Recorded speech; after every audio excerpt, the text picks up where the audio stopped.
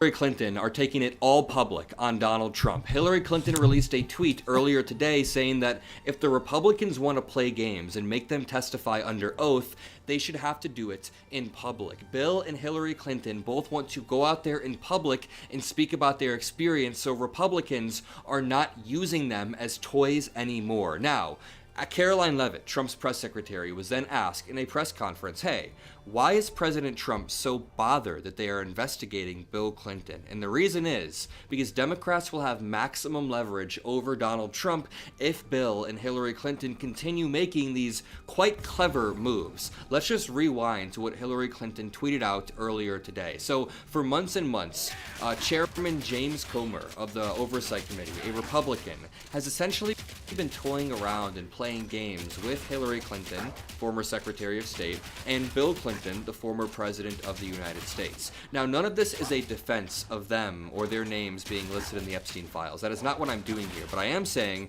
that Hillary is now outmaneuvering James Comer. She's still got it. She's outmaneuvering Donald Trump in creating a few precedents at once. Number one, that former presidents will testify. They should testify about Epstein, but that means Trump has to as well. Number two, if they do this publicly, that allows them to say everything they can, tell all, without James Comer then selectively hiding things that are bad for Republicans. Former Secretary of State Hillary Clinton tweeted out earlier today, quote, "For 6 months, we engaged at Republicans on the Oversight Committee in good faith. We told them what we know, under oath. They ignored all of it. They moved the goalposts and turned accountability into an exercise in distraction. Let's stop the games. If you want this fight, James Comer, the Republican chair of the Oversight Committee, let's have it in public. You love to talk about transparency. There is nothing more transparent than a public hearing, cameras on, we will be there." This flips the script on Republican James Comer, who hasn't been levying a serious investigation to get to the bottom of things. He's been trying to distract the American people by keeping the Clinton name in the spotlight and repeatedly investigating them and subpoenaing them. And again, I'm not here to defend the Clintons. Just because Bill Clinton was a Democratic president like 30 years ago and I now identify as a Democrat doesn't mean I'm going to defend him. I don't give a shit. You can investigate them if you want, but don't do it as a distraction to distract away from your daddy, President Trump. Do it for the right reasons and investigate everybody equally. That is all that we are asking for, and that is the leverage that Democrats are now gaining. Joshua Reed Equal points out, there's nothing congressional Republicans would love more than dragging Hillary Clinton under oath in a public hearing, right? It would be pure red meat for the base. Republicans would love to do that. So if this doesn't move forward, if James Comer doesn't do that, it won't be because the House Republicans don't want to or they lack the will. It'll be because Hillary has something that genuinely scares Trump and Trump tells them not to go forward with this. Based on Trump's recent remarks, including now switching up over the Clintons, it seems like he'll spend whatever political capital he has left to make sure that Republicans do not go after the Clintons. Take a listen to this video of Donald Trump in an interview yesterday, all of a sudden switching up about Bill Clinton. It bothers me that somebody's going after Bill Clinton. See, I like Bill Clinton. I still like Bill. What do you like about him? I liked his behavior toward me. Oh my God.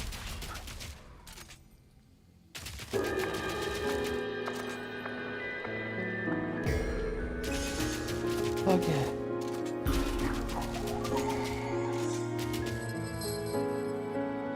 What just happened? This game?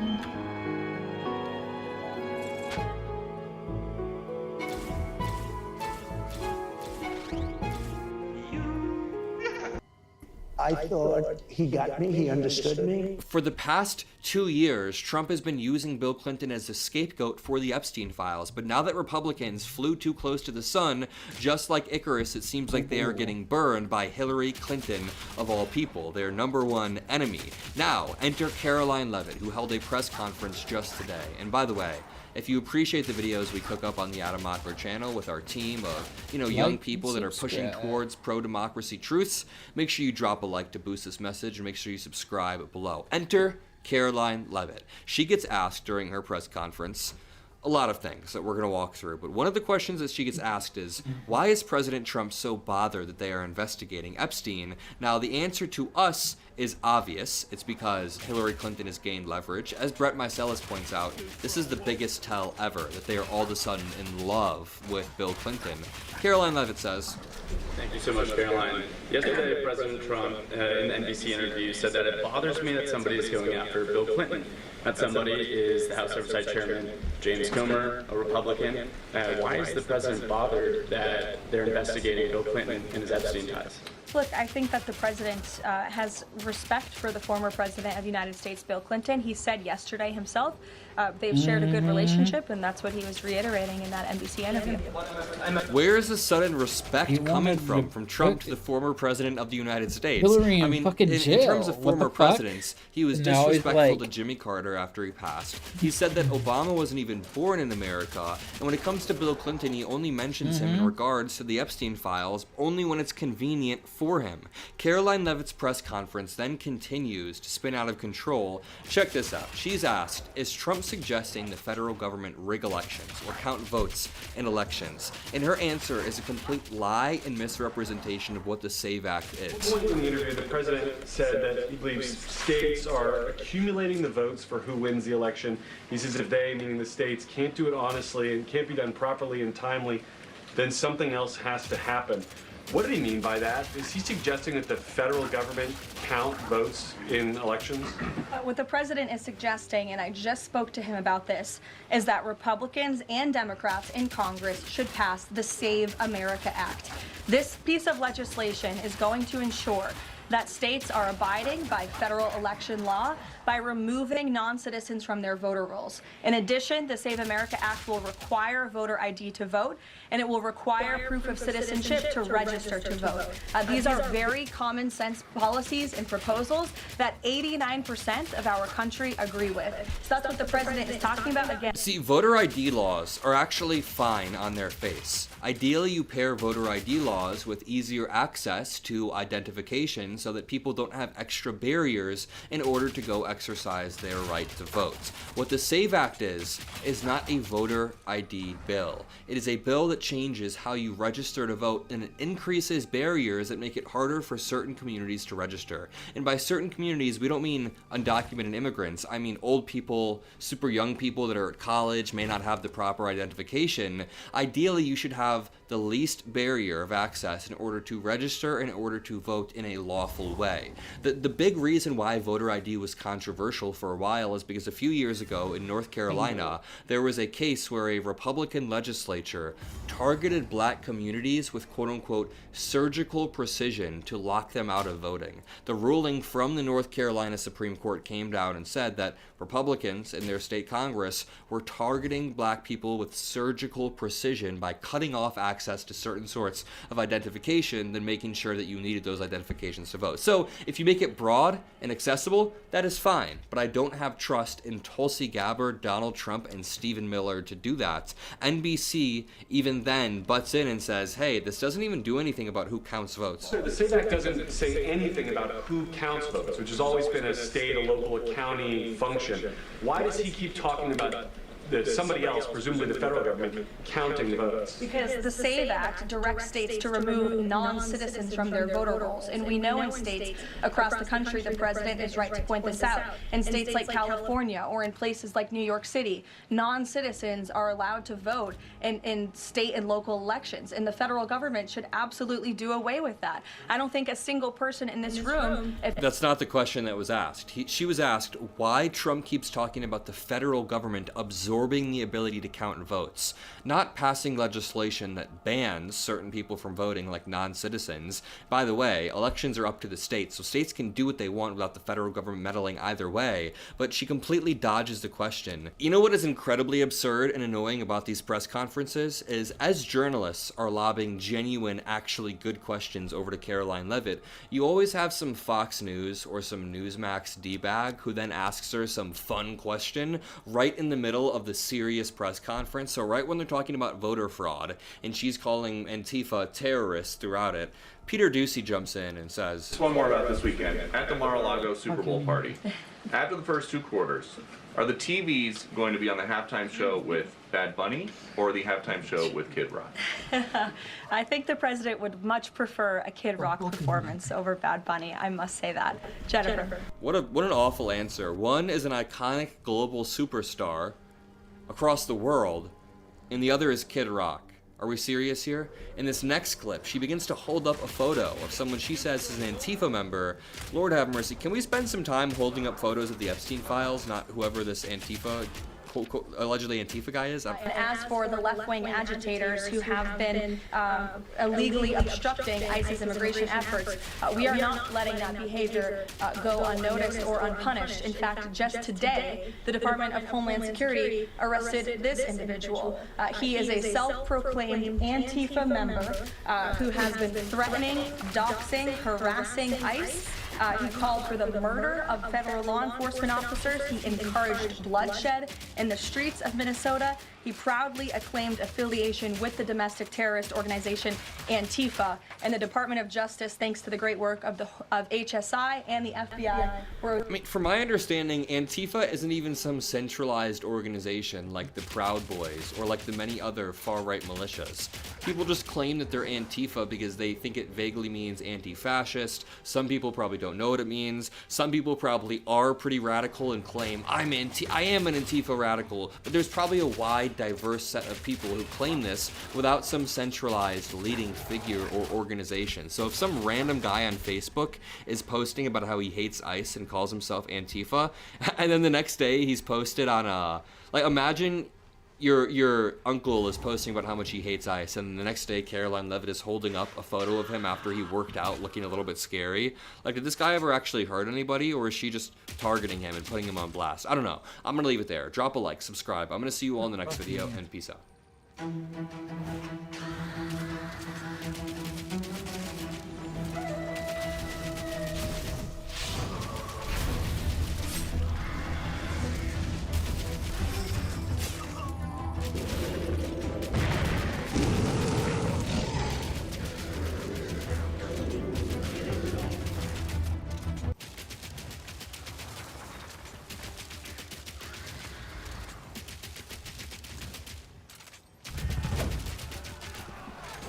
Feel the dragon's fire.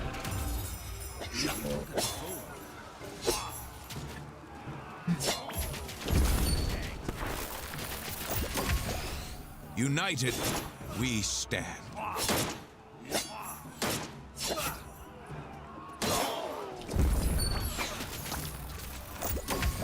Power of the gods contained in a flask.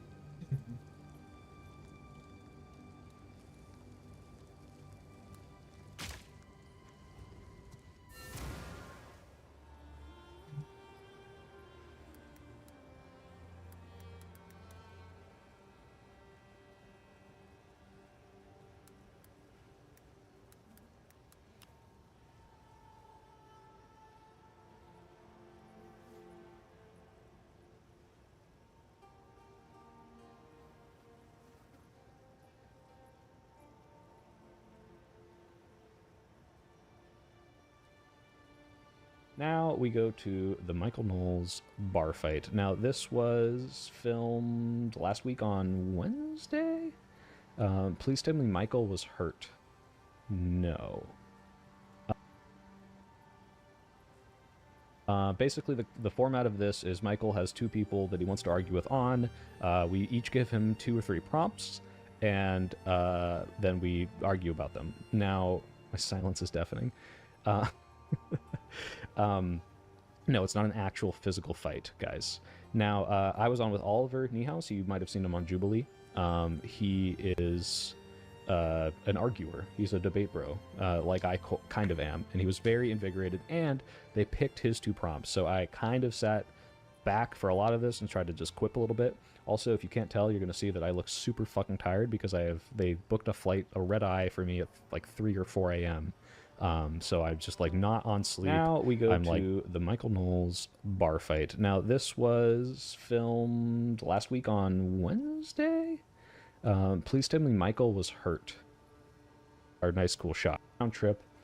I don't know. Fucking no, and it's like, these people are just, it's just fabricated. But they paid for my flight, and I like, imagine, I want you to guess, guys, in chat, flying from San Francisco to Nashville. How long do you think this would take, and how much money would, sorry, not how long, how much money do you think this is? San Francisco to Nashville, Tennessee. Before doing this, I would have guessed round trip, I don't know, booking short term, $200, $400, right? Let's look. All right, Googled it. Here's a bunch of flights. We got 500, 400. I'm a little off, and this is last minute, right? They booked me a $1,200 plane ticket. Not first class, but just because they're like, fuck it, just, you know, here's all the shit. You know, don't worry about the money. We got it. And this is like the amount of money these people have. It's just like, you know, it's not, if I had a show, I would organize and book church to fly out to my studio, which I don't have, and talk. But it's a employee that they pay for like $60,000 to $100,000 a year booking a ticket for me and paying like triple market value. Like, it's fucking disgusting. Anyway, all fabricated. This is not where the bar is up here. It's down there. They just said go walk up the stairs and sit here so we could do our nice cool shots. So, Michael, but you could pass as some sort of Southern American. Hill, they are a citizen! You think the Constitution only applies to citizens, yes or no? Our second guest, master debater, recent graduate of Oberlin College. That would be Oliver Niehaus. I've been saying Niehaus. That's how you would say it in German. Maybe you're saying it wrong. Number 1, peak shelter built on cliffs, unreachable to zombies. Now here is how it works. We will be debating 3 of the most controversial topics of Oh, last preface here. So we give him our topics. He chooses 2 of the 3 we picked. Then the way the format was supposed to work is that we each read our topics and the bar cheers for which one they want to debate. Now, you're in a redneck bar in Nashville, so they're always going to pick Michael's topics. So Oliver phrases them like, Trump is more corrupt than a Somali daycare, or something like this, which is true. And none of them would cheer for this. So instead, Michael's going to read them, and he like switches them around. He's like, Somali daycares are more corrupt than Trump. So that they'll pick something else. My 3 topics were, vaccines are good, Donald Trump's economic policies are a joke, and cigars cause cancer, because of my famous like back and forth with famous, I'm saying obviously tongue-in-cheek, but I did talk to Michael in Berkeley and I said cigars cause cancer, and he's like, do they? Can you name a study? And I'm gonna full screen it, don't worry. His producer told me why they didn't pick that one of the 2, because Michael picked the vaccines and the economy. And then the audience didn't pick either of my prompts, so I did all this studying for fucking nothing. They picked both of Oliver's and one of Michael's. But why didn't they pick the cigar one? I'm like, oh, I know why you didn't. I told him, oh, because it's going to hurt your bottom line. And he's like, well, no, we didn't pick it because it's true and it would be a boring debate. It's like, oh, okay. So behind the scenes, and this is what's so annoying, it's so clearly a joke to you. You acknowledge that you're selling a product that gives people cancer. But when you go in front of the audience, you're going to pretend like they don't, and like, you know, try to obfuscate and dodge and do this bad faith crap because you don't want to hurt your bottom line, but also because you want to sell this like, you know, oh, look at me, cigars are cool. So yeah, these people are ghouls. Anyway, let's go. The bell rings, we duke it out for that round, and then our friends in the crowd can come up to the microphone and pick a fight with any of us. This is Ben, by the way. Really nice guy. Very kind to me. Now, unfortunately, a Republican. And this is what I mean when I'm like, yeah, they're all cordial behind the scenes. I don't know how passionate these people are about politics. Like, maybe they have conservative views. This guy's clearly conservative. But, you know, you're wearing a jacket promoting cigars that kill people. You are supporting the Trump presidency, either, you know, holding your nose or willingly and happily. It's so weird to me that these people like act like it's a game, and when the cameras are off, they're like, "Oh, cool, buddy." And I'm like, haha, like I'm happy you're nice to me, and there's a power dynamic because you invited me out here, and I don't want to get in your bad graces, but like, fuck, dude, like you're ruining the country, and you're treating it like it's a game and a joke. But do not wait, because there is a time limit for each think this is round, another producer. And anyone who comes up to the mic can win special prizes and a seat at our VIP section, sponsored by... That is so smart, Borzy. I should have done that. I should have said, Michael Knowles hates Trump supporters because he's selling them products that will kill them. Redneck Riviera whiskey. Gentlemen, are you ready? Oh, yeah. I didn't. That's such a funny cut to me because it's like, are you ready? And I'm just here like, I'd look so dead here. I've been up since 3 a.m. I'm fucking out of it. I'm not ready. I have the topics right here. It is round one.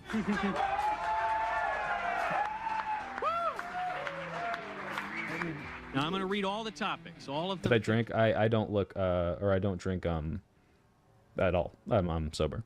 By my esteemed guests. I had a coffee. Oh, and I think they probably didn't edit this out. I haven't watched this yet. I was there, so I didn't watch it, but I doubt they edited it out. I drink gaily on purpose just to see how many people would get upset or if Michael would point it out. But like they gave me a straw with my latte, so I go like, you know, like do like a little like tepid like. I'm going to try to make it unclear who picked which. You know, you can get Grok to make him into like a bikini girl, right? Yeah, that's true. Grok, put me in a bikini. Editors, put me in a, do not put me in a bikini. First topic, Netflix turned Will gay. Second topic, keep them in your mind, there's a bunch of them. Second topic, vaccines are bad. Third topic, gay marriage is totally fake. Oh. I look Mormon. Homophobes in the audience, okay? Fourth topic, the Somalis are more corrupt than Donald Trump. So this is Oliver's. It's the Somalis are more corrupt than Donald Trump. He said Donald Trump is more corrupt than a Somali daycare. Yeah. Ooh, all right. Wait, oh my god, yeah, bro did realize he said something woke. Like, he's joking. He says, Grok put me in a bikini, but like that, Michael, you're not beating the gay allegations. A lot of Somalis in the audience. Fifth topic. Oh, you know who else was here? And this just reminded me. I don't know if they'll show her in the audience, but who's that like Gollum-looking girl from the Tim Pool show? Do you know what I'm talking about? Is it Mary Morgan? I want to say her name is. Yeah, she was there. She was just there, but she was just in the audience with her you know, her ghoulish, you know, spouse or whatever. Just thought I'd point that out. He is awesome. And sixth topic, Trump is right. White people were treated very unfairly after the Civil Rights Act. Right. So I studied so hard for the vaccines thing, for the civil. They stayed warm after forging, no matter how many times I quenched them. I would ask what you need these for, but I'm putting my trust in you.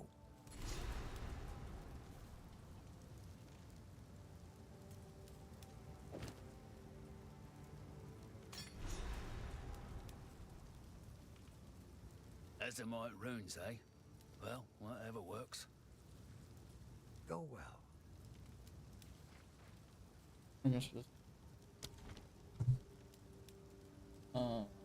Fuck. Yeah.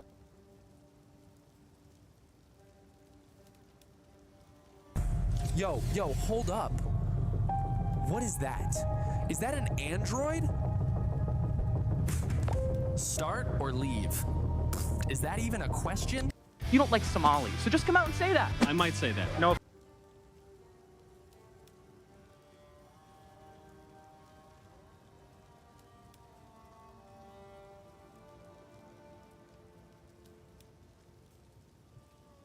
You don't like Somalis, so just come out and say that. I might say that. No offense, your acting was really bad. If you were a better actor, you wouldn't be here doing this bar fight show. Rock, put me in a bikini.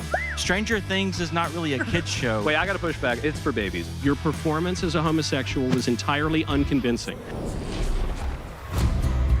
Welcome to Bar Fight, the show where I, Michael Knowles, go head-to-head with two esteemed libs on topics chosen by you. Yes. Our first guest, you may know as the Soy Pill online.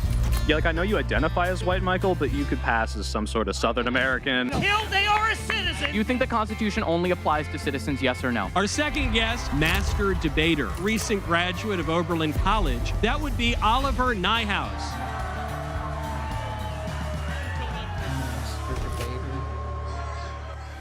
Now here is how it works. We will be debating 3 of the most controversial topics of our day. The bell rings, we duke it out for that round, and then our friends in the crowd can come up to the microphone and pick a fight with any of us. But do not wait, because there is a time limit for each round, and anyone who comes up to the mic can win special prizes and a seat at our VIP section, sponsored by Redneck Riviera Whiskey. Gentlemen, are you ready? Oh, yeah. I have the topics right here. It is round 1.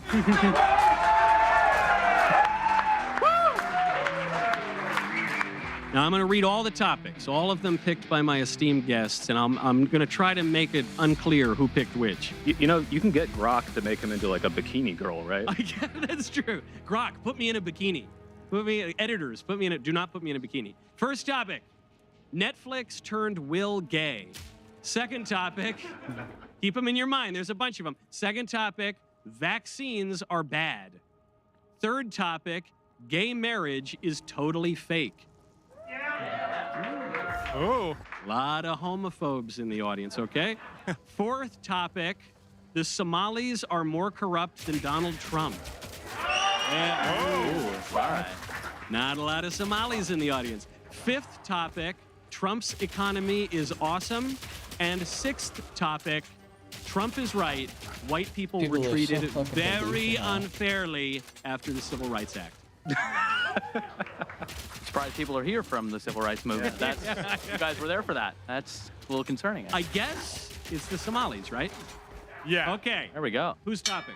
Whose topic is it? I believe that's mine, although okay, it's not phrase exactly. it however you want. Yeah, that's not quite how I phrased it, but that's totally fine. My prompt was that Donald Trump is more corrupt than a Somali daycare center. So that's something I was going to bring up there.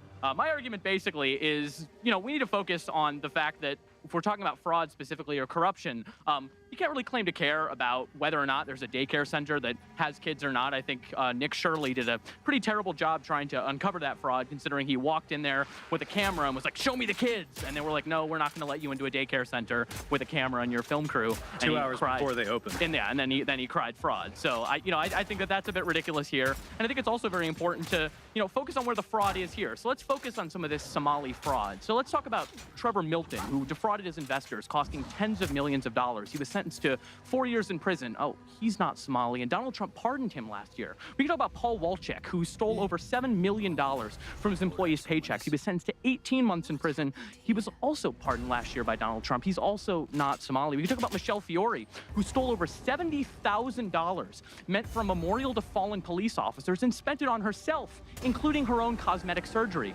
You guessed it, Donald Trump pardoned her last year. We can talk about Lawrence Duran, who ran the largest Medicare-related fraud scheme in history. Yeah, there's a few more. That's a long list. It's a long list here. He led the largest one there. Yeah. We could talk about filibuster form. Those condemned to hang from these branches are to be left until their hearts no longer beat, their lungs no longer fill with air, and their flesh is no longer warm.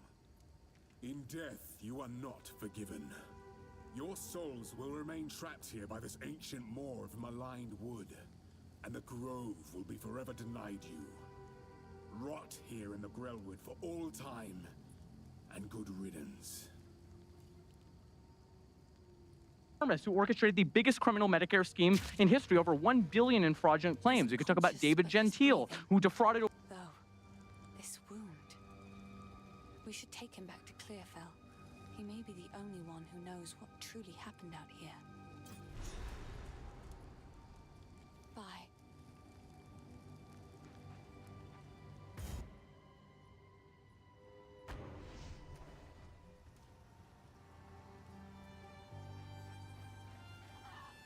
So, you found a shadow in the forest and you brought it here. Good. Great. Superb. Who knows what prizes await?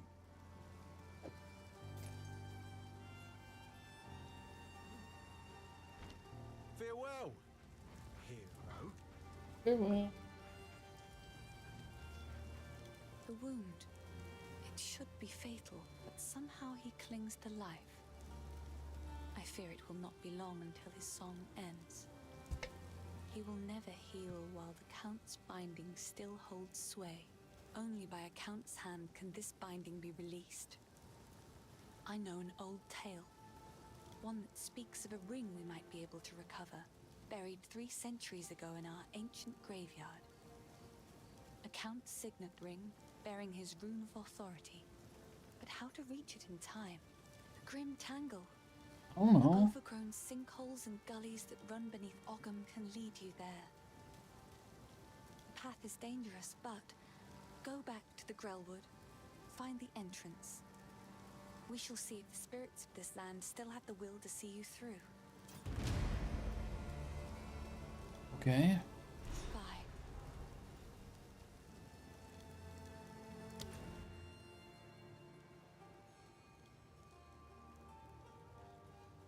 Here.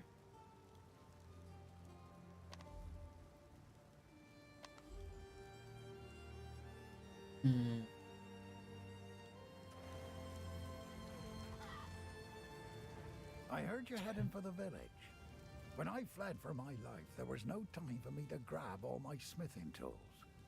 If you do manage to reach my forge, you should find them and bring them here. I'll set up a bench and we can see about working on your equipment. Till next time. Okay. Over 10,000 investors of over $1.6 billion. Donald Trump pardoned him just last month. Okay, so if we want to talk about fraud, if we want to talk about corruption, you can't talk about them unless you talk about the fraudster in chief, which is Donald Trump. So I think it seems to me that conservatives and people on the right don't actually care about fraud. They only care about fraud and corruption when it's committed by an immigrant, a person of color, or someone who's part of the LGBTQ community. If the Fae spirits are still watching, I believe they will help us. Please, wait a moment. Okay.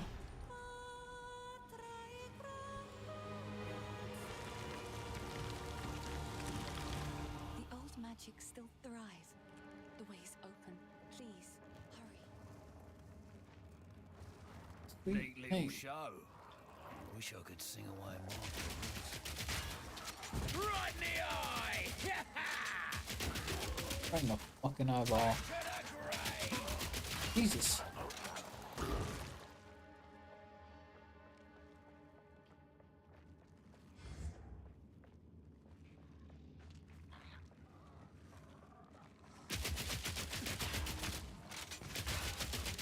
You hate those fucking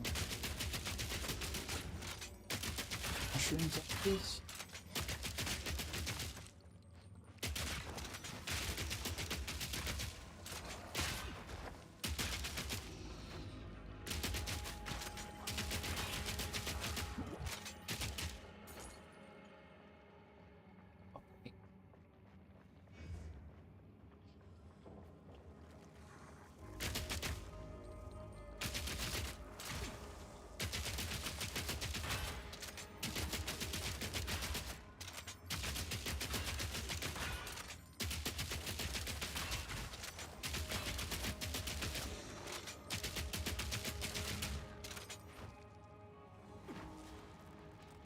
Jesus.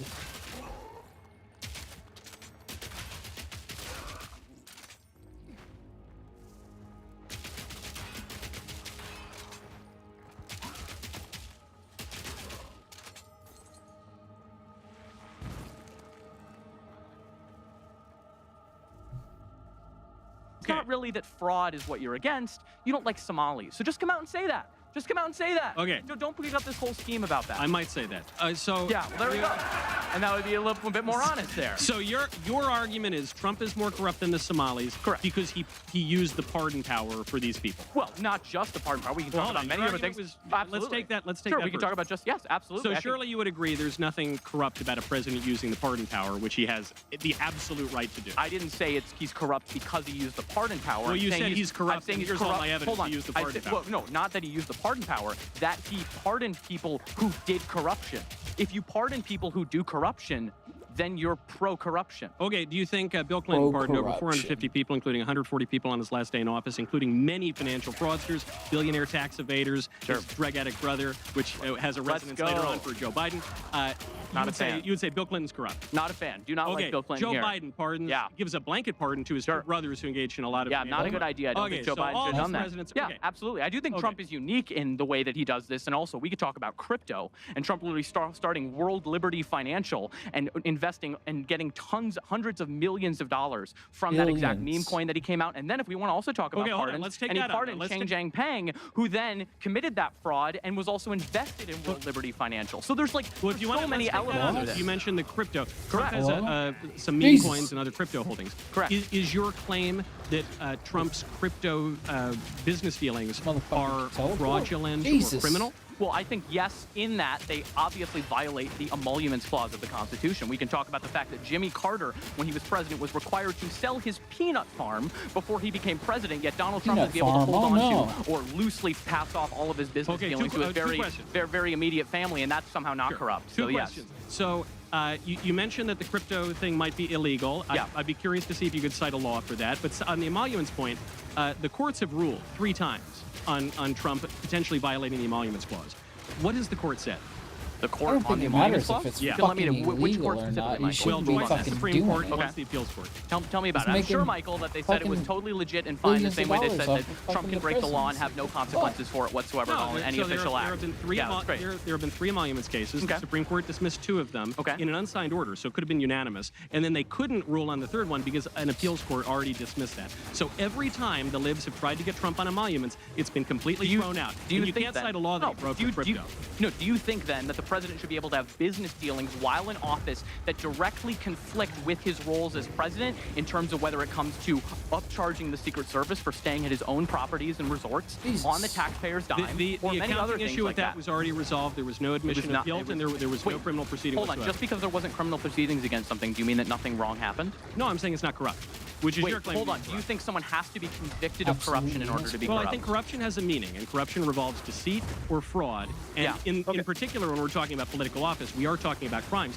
We have a way to adjudicate whether or not a president's committed a crime. Trump has not been found guilty on any of these fronts. Now, before we end, I think it is worth pointing out, we've talked a lot about Trump, and there's no evidence he's engaged in any corruption. However, we haven't talked about the Somalis, who have committed, by the most conservative estimate, $1 billion in fraud, potentially up to $9 billion in fraud, merely on Wait, are you citing the number of Nick Shirley in the back of the car just adding up numbers and not understanding anything? No, I'm happy from the like illiterate journalist? Is that what we're talking about? No, I think hold on. You hold on.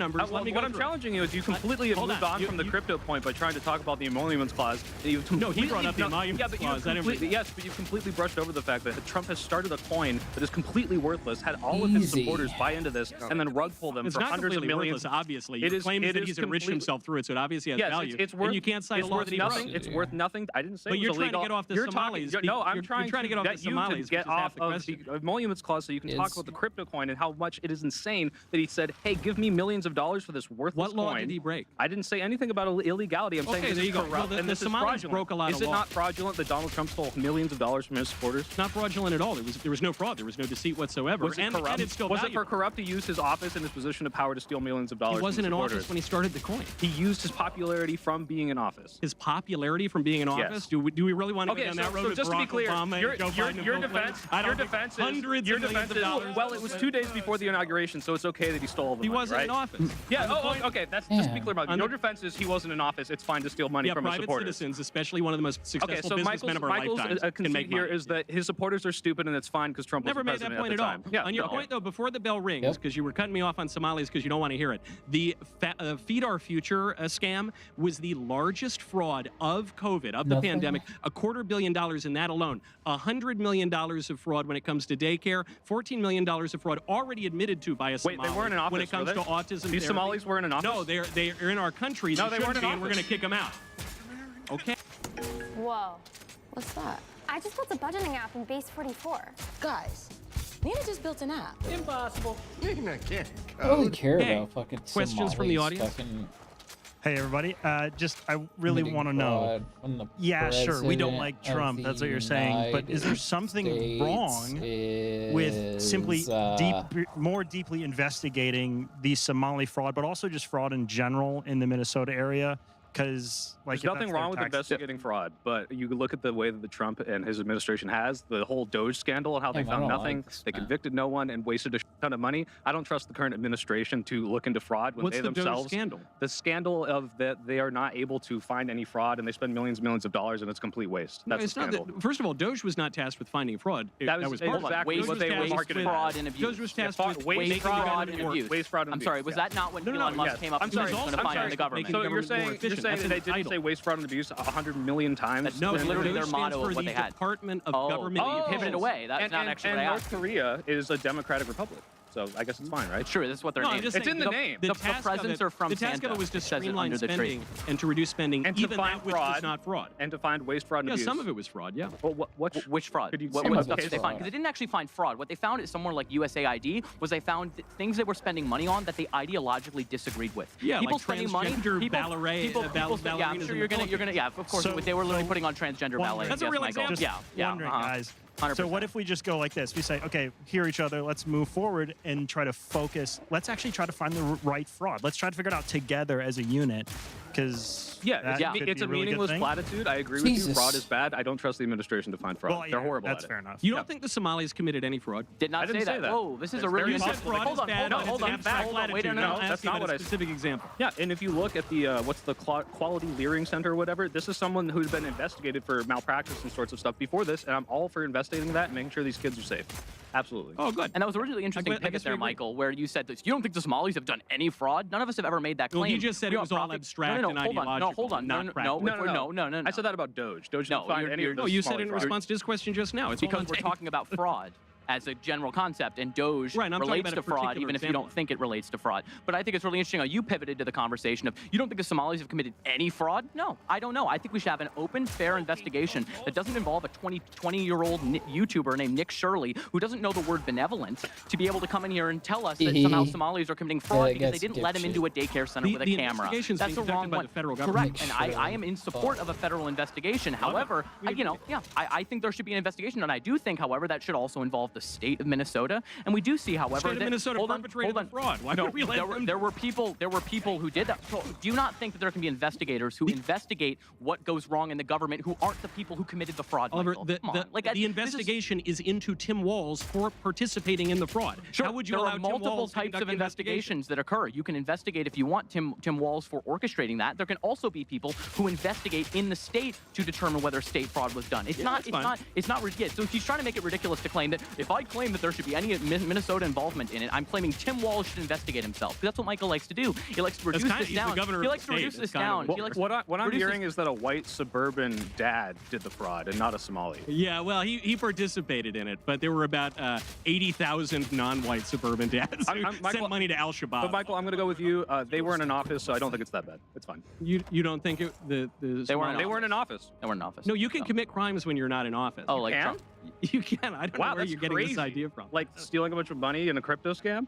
There's no again. I don't. You keep going back to Trump having crypto dealings. Well, you said he wasn't in office. That was your defense. Well, he wasn't president yet, so it's fine. Well, these guys weren't president either. So we're talking about corruption in office, but then you're saying that he committed some crime, but you can't name the crime. So you can't name anyone. I didn't say it was a crime. I said it was corruption, as in you're using your position of power to market something as valuable to your, your little head idiot. Here's a question: little, has President Trump profited on the Trump coin? Yeah, absolutely. Then it has value.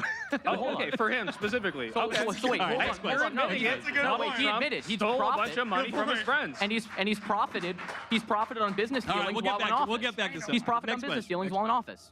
I guess I would just say a similar thing of like, I feel like the problem is, Trump which I agree with a lot of what you say about Trump, but, Trump does something corrupt, and so Democrats say he's the problem, and then vice versa. And so why you're saying let's have an open investigation into, the Minnesota thing, but then you're poo-pooing Nick Shirley, you're poo-pooing, you know, because he's not a federal investigator. Sure, but is that not telling that it took him to reveal it because federal investigators didn't? He didn't take him to reveal it at all.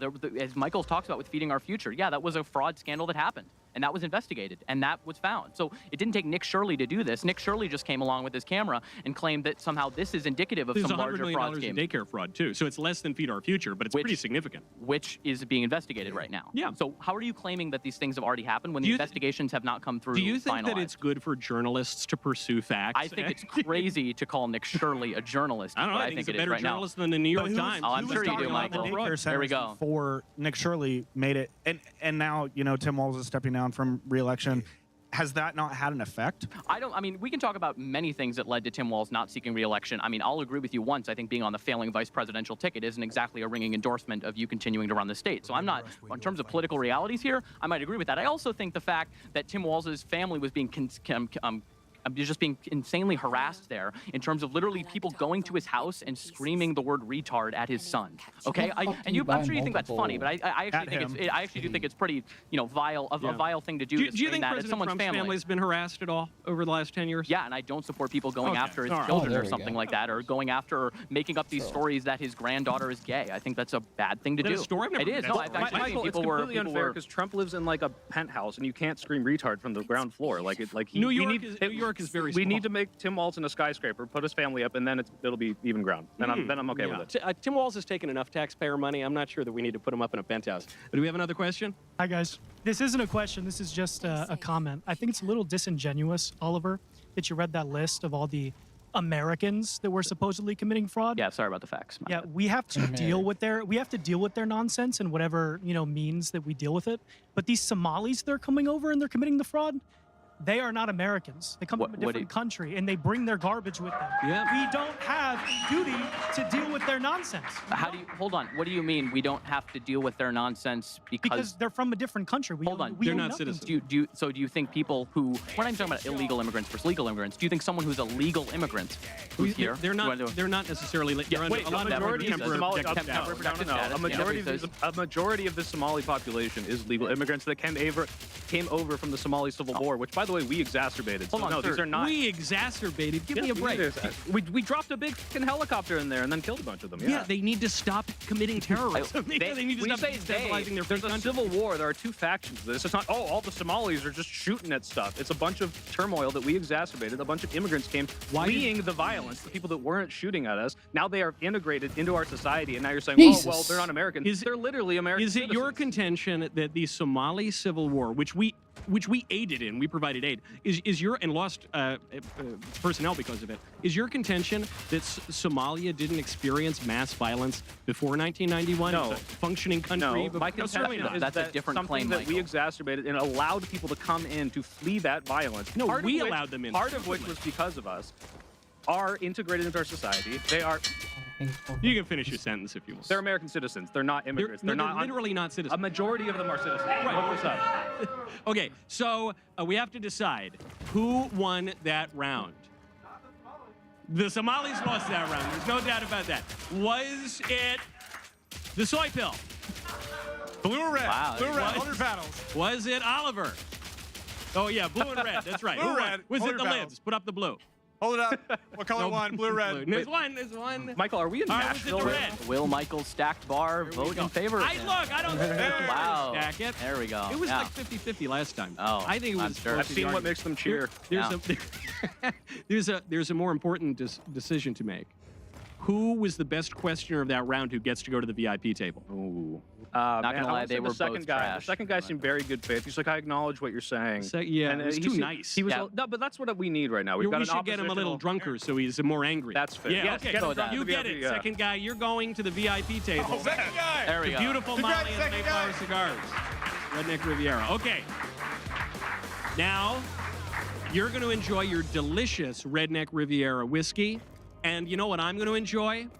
Z-Biotics. That's what I'm going to enjoy. Folks, right now, if you go to zbiotics.com/barfight, you will find out that after a night with drinks, people don't always bounce back the next day like they should. Me, I'm an old man now, 35 years old. All right, I'm no spring chicken.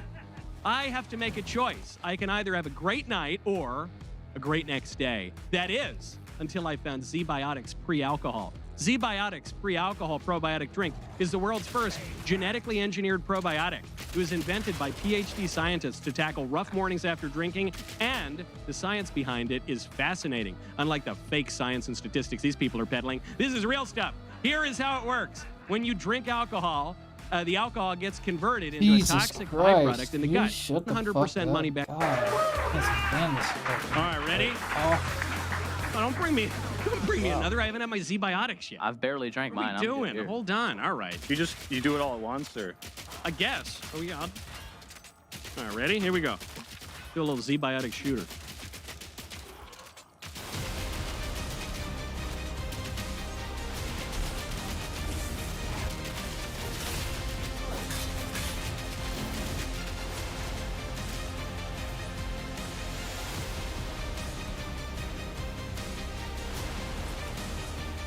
What's that? Oh, broken heart. Delicious. Wow. And how? Delicious. Now, folks, you got to pick the topic. We've already gone through them. Which one? Well, I think it was. We haven't. Was the vaccine? No, was it the Netflix? You can do a Netflix. Who says Netflix?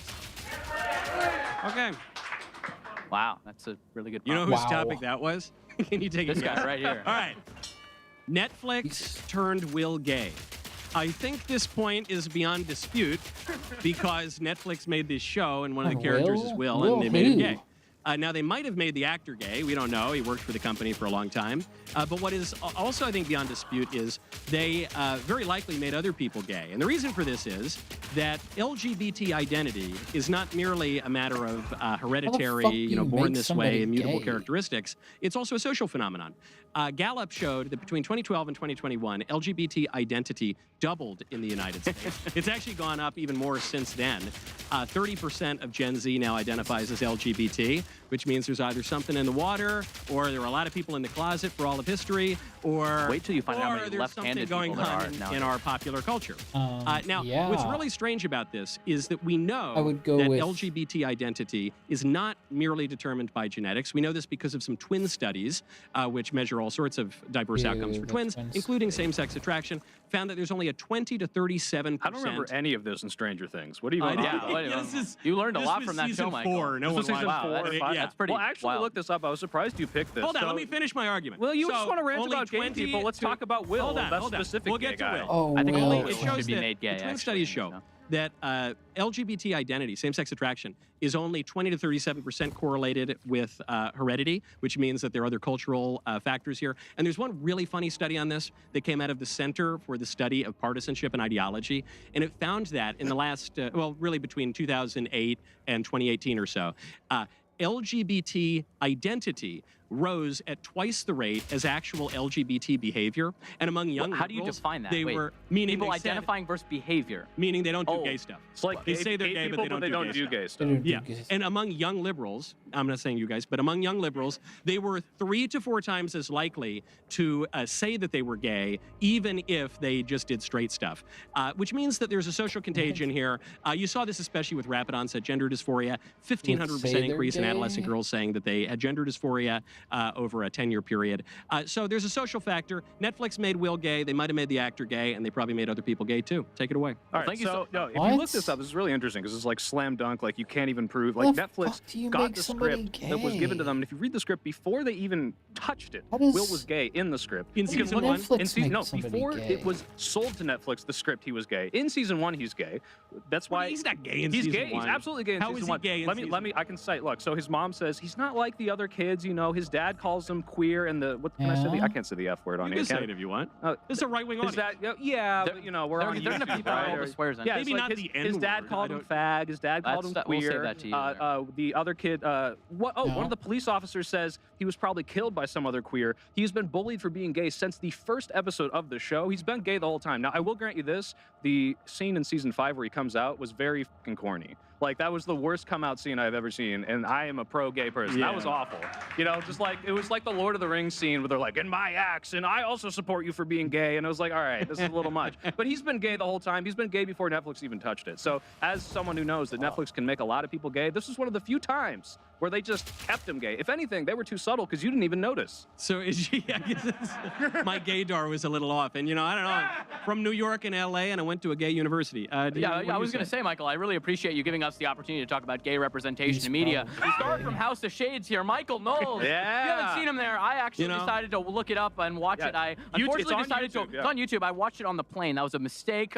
When you came on in a blue thong, that really threw the kid off next to me there. So I just want to say, Michael, you think a lot about people being gay in shows, and this is kind of my point. I was an actor as a young man, and you play a baseball player, no one thinks you're an athlete. You play a soldier, no one thinks you're G.I. Joe. You play one half gay guy, and they call you a Fanuc for the rest of your life. But I want you to know that my Yale thesis film, and that's the most heterosexual thing ever produced by Yale University. But Michael, the problem was, no offense, your acting was really bad. If you were a better actor, you wouldn't be here doing the Spar Fight show. And the one convincing thing in that film was how much you were coming onto that guy. That was the only thing I thought was like, wow, that looks like, and I'm in the Bay Area, that looks like a gay guy being interested in another guy. Hold on, I have expert witness on this. I heard from a friend of mine, Milo Yiannopoulos, who was gay, and now he's not really gay anymore. He's still gay. No, but Milo, he's not. He doesn't do it. He's got a whole counter about it. But Milo wrote to me, he said, Michael, I want you to know, as someone who has experience with this, your performance as a homosexual was entirely unconvincing. So, as someone, look, I tap dance, I play ukulele, I like Cole Porter. But I'm telling you, I'm trying to put myself in the position of sympathizing with the LGBTs, and what I'm saying is, a lot of it is kind of fake. So I think The keys! Where are the blasted keys? I believe those cowards took them. I'm taking orders from stranger. Well, don't just stand there. Get on with it.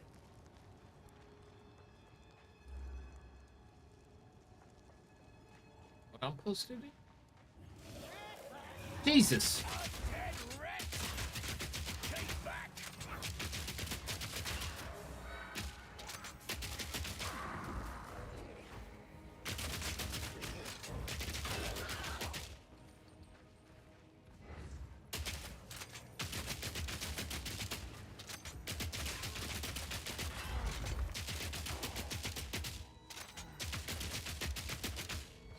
Ari.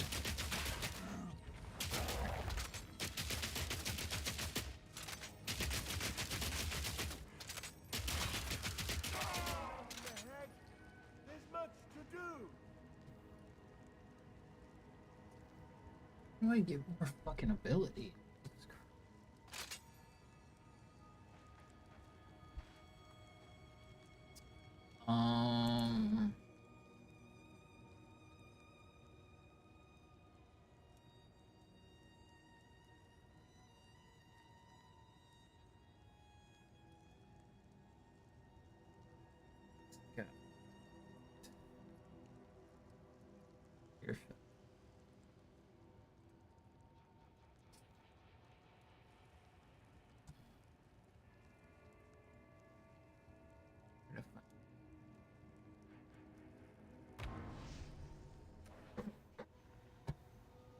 Big problem with this too, and Michael likes to cite this idea of like, oh my god, like LGBTQ identity has exploded over the past. Are you doing the gay accent right now when you're imitating Michael? I could, that just came out accidentally with him, I think. Maybe you might have to show me some conversion therapy methods that got you where you are. But I think if we're talking about listen to this homophobia from this liberal. No, I'm just saying, you scratch the lips beneath the surface. This guy's using the word fag. This guy's making homophobic jokes. I kind of like it, actually. Yeah, that works. But I think it's really interesting. And if you want to claim that there's like some social contagion element to what's going on, I wouldn't even necessarily entirely disagree with you there. I do think that, for example, like, if a couple people, I think it's very reasonable of you to say. I'm very surprised. However, you can't only attribute it to social contagion because societal acceptance can also be a huge part of this. For example, this is a really interesting thing I like to bring up when people bring up the statistics of how many people now identify as gay. Do you know how many people identified as being left-handed in the 1950s? Very few. Yeah. It was not that many at all. And after teachers stopped beating students for being left-handed, they actually started being okay being left-handed and living that identity. So I think claiming that somehow, oh, now there's more gay people, therefore it's only due to the fact that it's become way more, fashionable or trendy to do so, just overlooks the fact that we live in a society that now gay marriage is legal. Well, actually, Michael doesn't believe it exists. It does. It's legal, but it doesn't exist. Oh, yeah, it's legal and it doesn't exist. Definitely. But hold on, but you admit, so you would say there is a social contagion aspect. Dude, I went to Oberlin. 30% of people are gay. 30% of people are gay of Gen Z. 30% of Zoomers. You don't think it's 30% are gay? If we're talking about gay, do we mean like people who are only same-sex attracted, or are we talking about bisexuals too? The whole rainbow. Whole rainbow? I think it'd be possible that 30% of people would also be bisexual. I'm not saying just gay. I'm not saying just gay. Wait, I need to know like how the stat was calculated. Like, are there reformed gays like you, or is it just people that are still gay? I am not a homosexual, thank you very much. That's what a reformed that's what Milo So you're not part of the 30%? No, he or said he was a homosexual. Oh, he said he's not. There we go. It's amazing. These guys are just up here gay bashing me. I got a wife and 3 kids, thank you very much. We turn to the audience. Good cover. Michael, I guess the question I have for you is, was this seriously a real topic you wanted to address? Because who cares? People are gay.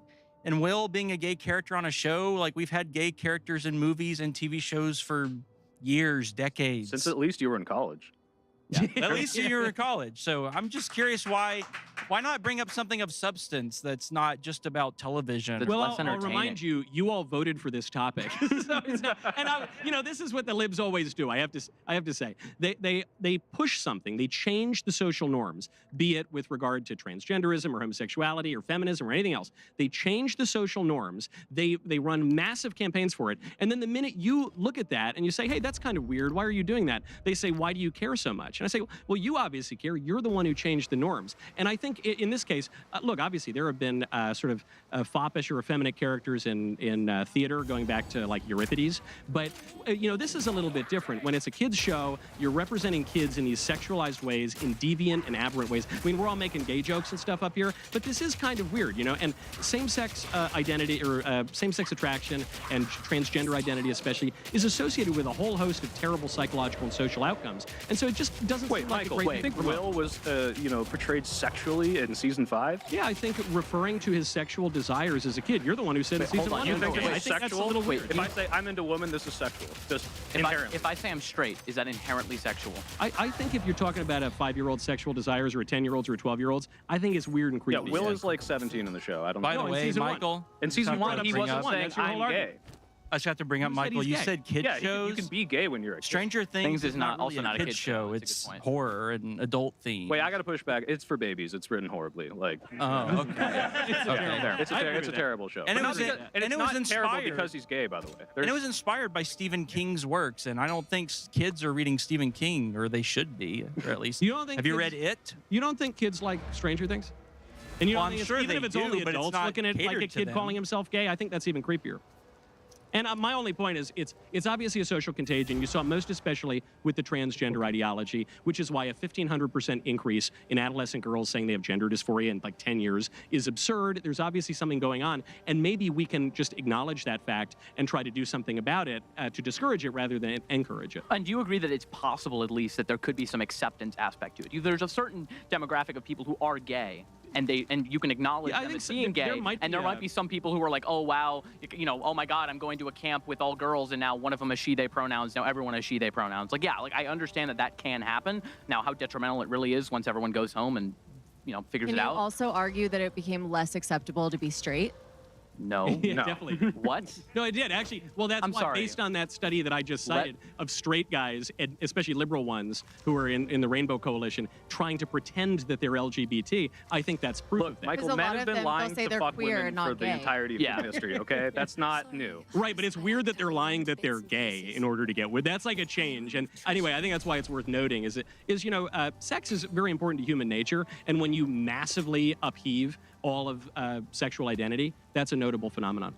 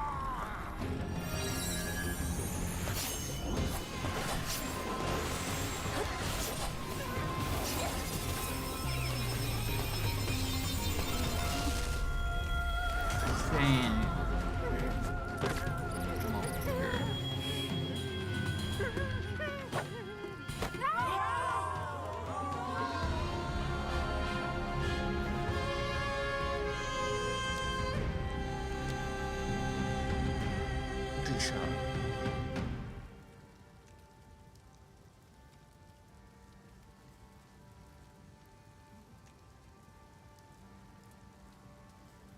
Let me try that.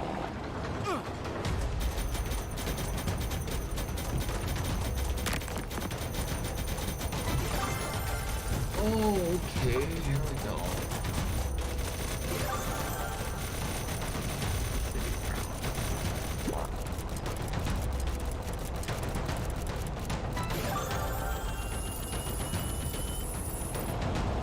Flash.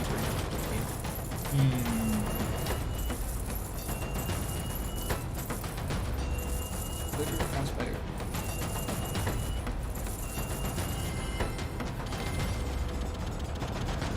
Incendiary.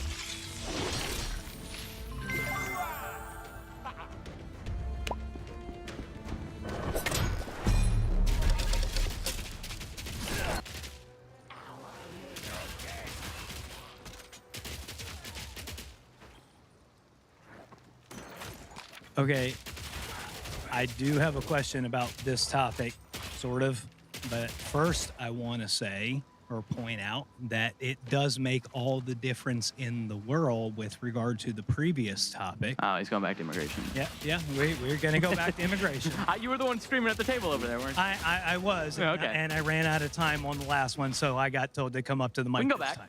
Yeah, we're going to go back. Go for it. So the point is that it does make all the difference in the world. The fact that it doesn't matter if they are here legally, they are not citizens. No, they are citizens. No, they are not. They are Wait. No, you can look up the majority. You can look it up. You can look. No, literally. Calm down. Temporary protected status, refugee, any of those things is not a citizen. Yeah, If I'm they aware are of that. citizens, Yes, that's true. then the Constitution applies. Wait, no. I have to address this. I have to address this. No, fine. The constitutional protections do you think the Constitution? Do you think the Constitution only applies to citizens? Yes or no? Yes. No. Yes, Well, I'm sorry. We have a lot of people. We have a lot of people who don't know the Constitution very well in this country. There are two Some of it centuries does. of case Some law of it to doesn't. support Yeah, that. but no, it There actually are two doesn't. By that. centuries of case Excuse me, law to sir. What is support the that. Fifth Amendment I'm to the sorry. United States Constitution? No, Tell me what it is. sorry. Tell me what it is. You guys know all about the. I'll give it to no, anyone. no. Anyone out here? What's the Fifth Amendment to the United States Constitution? Thou shalt not kill, right? Is well, that no? Oh, sorry. You're confusing- getting I'm confused with confusing it. the. Sorry. Yeah, you're getting confused with the commandments. What's the Fifth Amendment? Ask him. Does he know? You know? What's the Fifth Amendment? Are you're asking me? Yeah, because you're a citizen, so maybe you should know this stuff about it. If it's Which, by the way, important. all the Somali Citizenship legal is not immigrants predicated on absolutely know memorizing it. You the fucking Well, don't, if 'cause you, they have to take a test. if you have to become a naturalized citizen, you But he's actually have not to learn a lot naturalized. more. He's a I'm native asking born about that. American. Yeah, so he actually probably knows less about this country than someone who gets naturalized. And he's here. entitled But I have a to question more of for a you. right to be American The citizen than- point that I'm bringing up here when we talk about the Fifth Amendment is the Fifth Amendment states that no person shall be deprived of life, liberty, or property without due process of law. It does not clarify citizens. There are specific rights that are reserved to citizens. Due process is not one of them. You're right. And it That's is why very- those Somalis it is are being very important. prosecuted And it is- right now. yeah, and it is very important that everyone has due process, because if not everyone has due process, then none of us have due process. Because someone can say that you're not a citizen, and if you don't have recourse to fight that in the courts, you're. So hold on. You're right that it's these Somalis have due process. Thank you. But the point that if we don't give due process to random Somalis, none of the American citizens, like Well, yes, we could. Why not? Hold on. Why couldn't we just say we'll give it to the citizens and not? How do you know whether they're a random Somali or they are someone who has either legal protected status or a citizen? Their identity. Oh, cool. And how do you verify their identity? You check their ID card. Check their ID. You check their ID and their immigration status. Who does that? The government. The government. So you're trusting the government to have unchecked power and to police itself. We trust the government to enact our due process. Hold on. That's like a trial process. And that's due process. And having the government and having the courts oversee that. Right. What if ICE comes up and you trust the government to conduct trials? I think you're undermining your own argument. I trust the government to conduct trials more than I trust the government to not conduct trials. Okay, if we're going to have trial or not have trial... I don't know if I follow that. But you don't follow it? In charge, I'm not subject to the Constitution of France. I don't know enough about the France. I don't. You were in France. A couple things. It's about the people in America. The Constitution of America is about American citizens. It applies to people who are in America. But first off, I don't know enough about the French Constitution, nor that's the case. But look how many American flags I have on me. I think America's better. The lady dogs protest too much, I think. One of the things that makes America better than other countries is the fact that we extend the rights of our constitutions to all individuals who reside within this country, regardless of protected status. Because that's actually what determines whether you are a citizen or have protected status. If you don't have due process, you do not have recourse to fight a government that tells you that you are somehow now not a citizen. Just as a point of fact, due process did not make me or anyone in this room a citizen. Wait, I didn't say that. In that way? I didn't say that. I thought that's what you said. It determines whether you're a citizen, and there's no way for. Well, yes, it does. No. Because if someone picks you up, if ICE picks you up off the street and says you are not a citizen, we are going to deport you, and you don't automatically have a right to contest that in court. What are they going to do? Yeah, like I know you identify as white, Michael, but you could pass as some sort of Southern American. The Sicilians are racially liminal people. And the only way to make sure that you are a citizen is due process, which we're all entitled to, citizen Somali? or not. No. No, I don't. No, I've been practicing my Guki Gikiga Han Solo, but I don't have the Somali language either. Yes. Anyway, I'd trade that guy for like 5 Somalians. Can I bring it back to Netflix for 1 second? Can you do what? Yeah. 1 second? Back to Netflix for 1 second? Yeah, okay. Bring it back. So I know that it's a pretty big push that Netflix is making Will gay is a win for the left, but it's odd that who said it's a win for the left? Who the hell Why is did they saying, do it? oh good, finally we have the Will coming out scene? Everyone hated that. Queer representation. He's been gay since season 1. That's when they celebrated. What I was going to point out was that the fact that the main gay character in the show is the one that has a demon inside of it. Yeah, that was traumatized by a demon for his whole life. Yeah, well, to be fair, he was gay before the demon, and the demon didn't make him ungay, so it didn't really have an effect one way or the other. You're right. This is like the Straussian reading of Netflix, that it's like a super based, trad, homophobic read of how you become gay. Wow, crazy. So wait, when you said Netflix turned Will gay, is that like an acknowledgement of how people become gay, and that's a good thing, or you're not a fan of it? No, well, he made me rethink. I thought it was bad, but now he's making me think it might be good. That's really thoughtful. It's tough, because all right, before we pick the best commenter and questioner, first we have to figure out who won the round. Was it the libs? Raise your blue cards. Oh man, my kind of night. Okay, all right, we got. There we go. Was some it people here? Was it the red cards? All right, there we go. All right, I gotta start having these of my own so I can be self-congratulated on this. This is great. Yeah. Can I stack a room with people who support me and they tell me how much they love me? It's almost like a Trump rally, pretty guys. good. This is incredible. And all right. Raise your card if I'm really handsome. You know, it took a minute. I was uncomfortable about that. Okay, so that's great. I won. Might make you gay there. Now, who was the best commenter? I'm kind of torn. The Screamer. I want to hear more about the terrible ideas that he has. I thought was it the Screamer? Oh yeah, there we go. All right. Was it the guy with the esoteric reading of Netflix being homophobic? That went over their heads. I don't think they picked up on that one, Michael. No, okay. Was it the first guy? The thought. Whoa! But that first question was too calm and thoughtful. I can't imagine. So it was the first guy? All right. Okay, it was the first guy. All right. Is the Screamer even still here? Man, that was a total fake out for the Screamer. I don't. Is he still here? Yeah, I kind of. All right, he's just being. That's fine. He's being abnormally Screamer quiet. Had my vote. So That's fine. Okay. I just use echolocation to find where he is. Enjoy your Redneck Riviera bourbon, please, as well as a Mayflower cigar. It is now time for round 3. This is a Fortress gas station running dry, and that's a big problem. Oh, yeah? No fuel means every...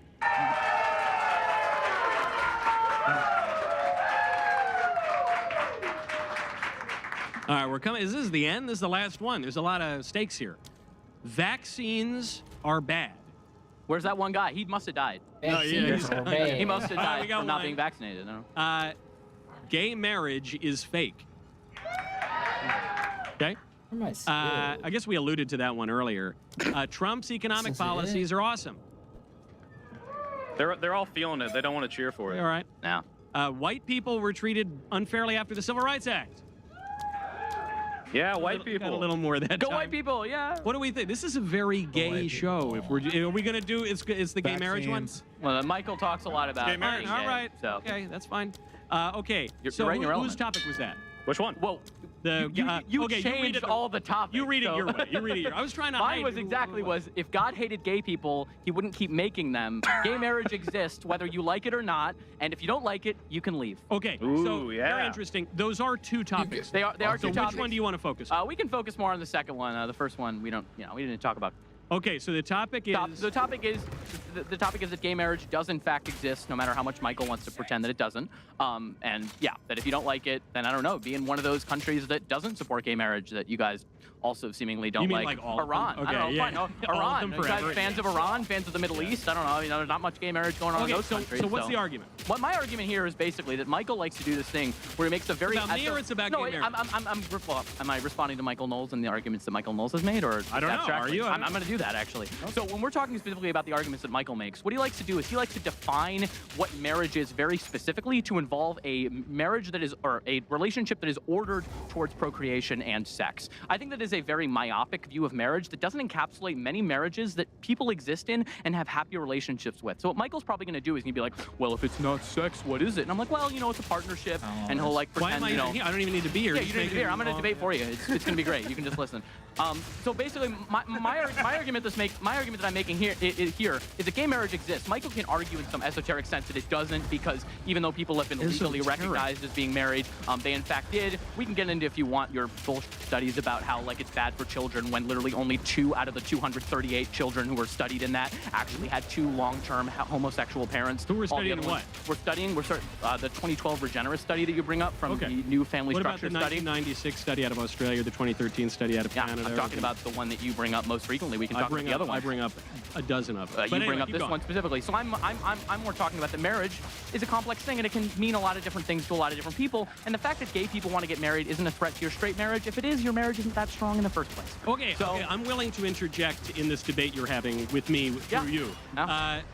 It's true that kids don't do well with same-sex parents, not. but that's actually secondary to your point, which is gay marriage exists. It does. I guess my argument is gay marriage doesn't really exist in the way that a square circle doesn't really exist. A lawmaker could come out and say, I passed the square circle law. And a judge could come out and say, we defend protections for square circles. But nevertheless, square circles would not exist. And so it seems to me it is intrinsic to the nature of marriage that it's a union between a man and a woman ordered towards procreation and education of children. My evidence for this is that is what distinguishes marriage from other kinds of relationships, friends, siblings, roommates, all the rest. Co-workers, but furthermore, some of my evidence is that is how marriage. Well, the word matrimony comes from the Latin word mater, which means mother. So it's facially absurd for 2 men to be in a matrimony. There's no lady there. But then my historical evidence would be that throughout all of human history, every single place in the entire world, marriage has always meant the union of a man and a woman for these purposes. And that only began to change in 2001 in the Netherlands, and then 14 years later in the United States. And I think they probably just got it wrong. It seems to me that if marriage does not mean what we have always understood everywhere across religions, across cultures, if we don't understand what it means, then marriage just loses its meaning. It is no different from a dating relationship or a business partnership or any other kind of relationship. So you don't end up expanding marriage, you abolish marriage altogether.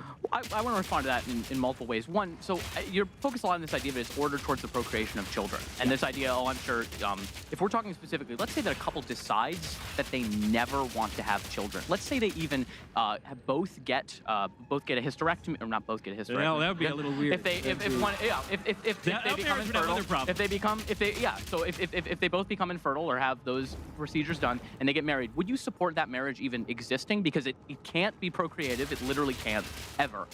It's still between a man and a woman, but it removes that aspect. Are you just against that type of marriage? I suppose, I mean, if a couple merely suffers infertility, that obviously would not contradict the definition of marriage as being ordered toward procreation and the education of children. But if a couple goes in, they say, we're going to get married, but we never want to have children. We both want to get hysterectomies or whatever. And so we don't want that. I would say at a very, very deep level, that is contrary to the nature of marriage. So but because can they get married? Are you making an ontological? I'm happy to. He is making an ontological argument.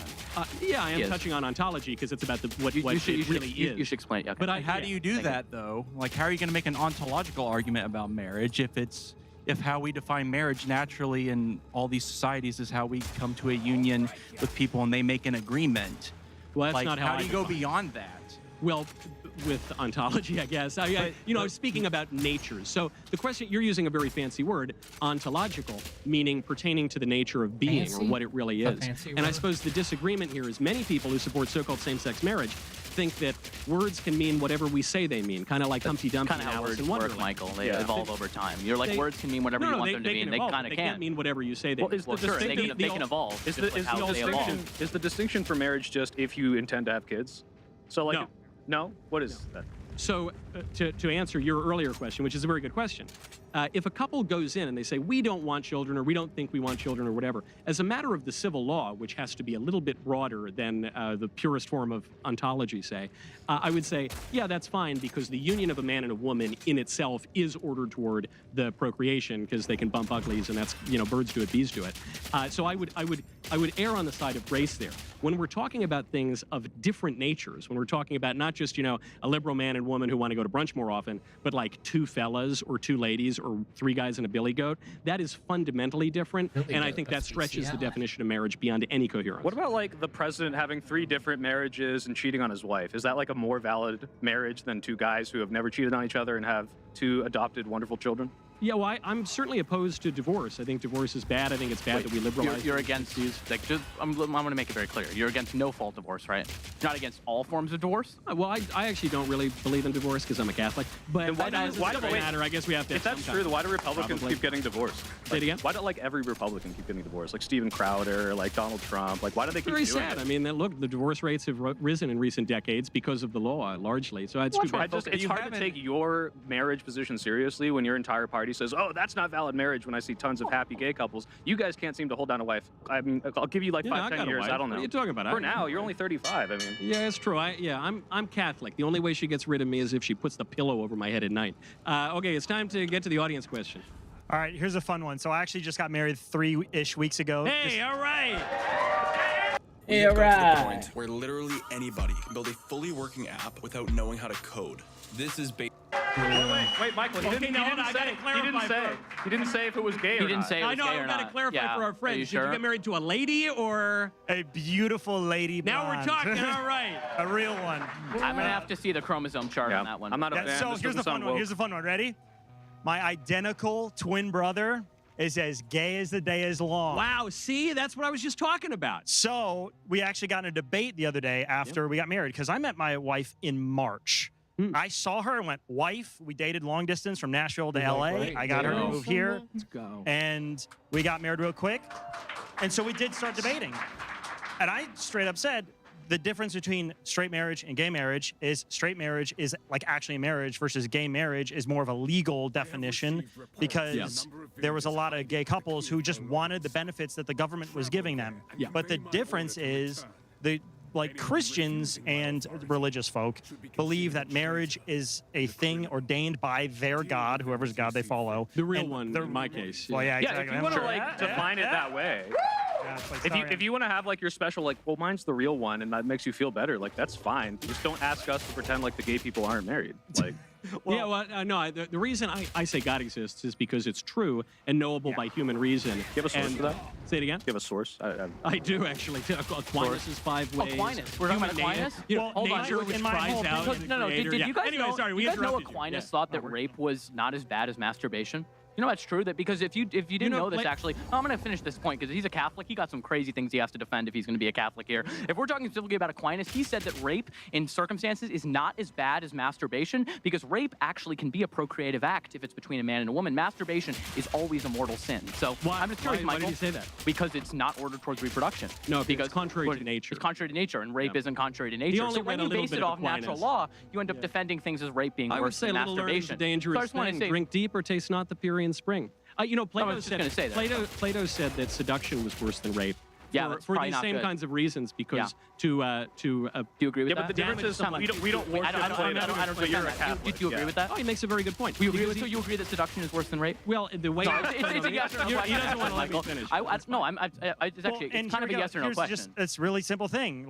Is marriage from between a man and a woman the same thing as man and man? What do you mean same? I mean, no, it's a man and a woman and a man and a man. So it's different. Therefore, they should be separate. You just say it's not the same because it's hold on. different. They can be separate in whatever religious sense you want. No one's claiming but he's asking, are they the same? So it is a very good question. Of course they're not the same. The same way I'm not the same as him, and I'm not the same as you, and neither two marriages the same. Okay, let me explain, because you're bringing up Thomas Aquinas, and we're talking about Plato. Let me go back to Aristotle's law of non-contradiction. If we say that man plus woman equals X, and then you say that... Sex, actually, it's sex. It equals sex. It also equals sex.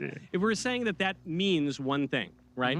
And then we say that man plus man does not equal X, because they're not the same thing. Yeah, I've taken logic before. I understand where you're going with this. Then the point that I would get on it. Yeah, but the thing that is this plus this is straight. That's you just accepted the premise. You just said it's not the same. I reject the premise that marriage is inherently between a man and a woman. Therefore, what I would reject is man plus woman in a procreative union. So then what's marriage? Towards that marriage. Here's the thing that Michael's going to do here is he's going to hold on. Let me make it very clear. I'm going to give you. I think a marriage is a partnership between two people that is focused on living together in communion, in harmony, and believing in that. What Michael's going to do is what makes that different than two guys or two brothers living with each other. Good question, Michael. Good question. The problem, here's the problem that he does, is that marriage and a lot of things are a little bit hard to define, and there's a lot of It's not that hard. It actually is, Michael. It's the same way if I say, what is love, Michael? Define love to me.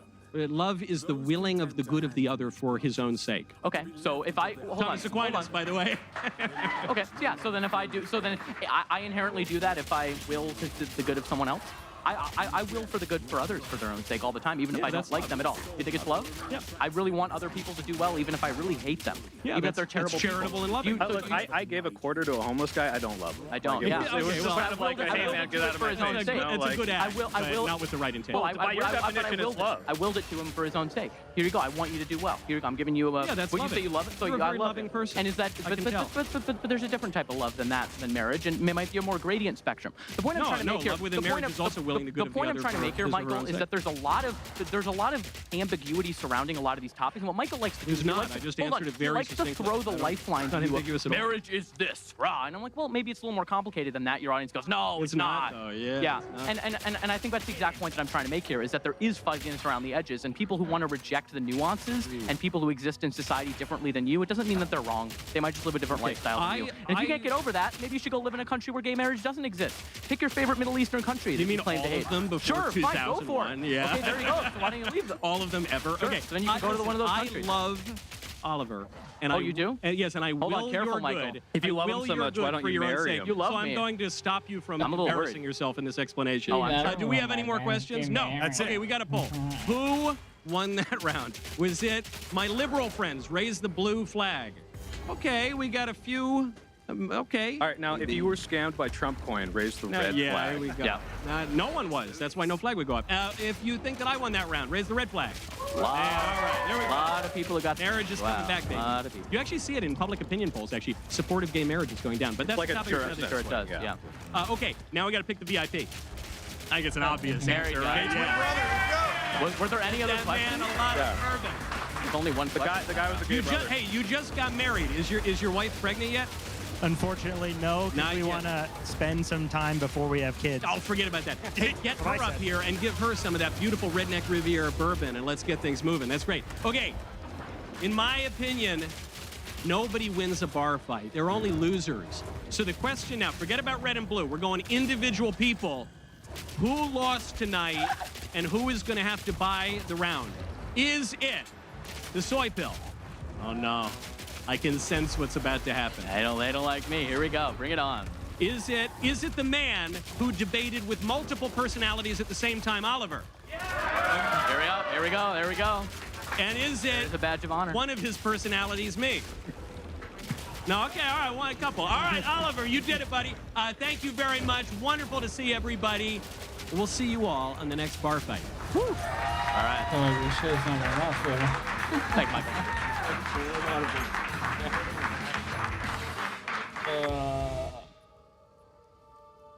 Need more than an overgrown weed to take me down.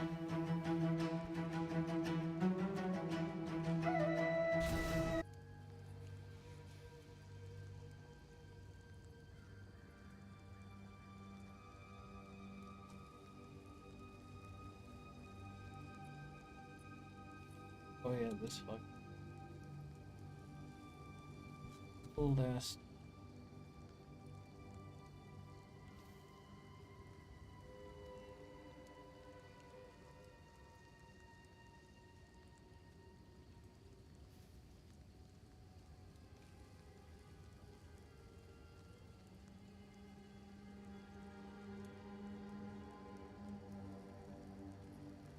Yes, the leader flees from his country, which he did, and then afterwards they hold democratic elections, and that's a coup. Let's not pretend that him fleeing was the pretext for choosing a new leader.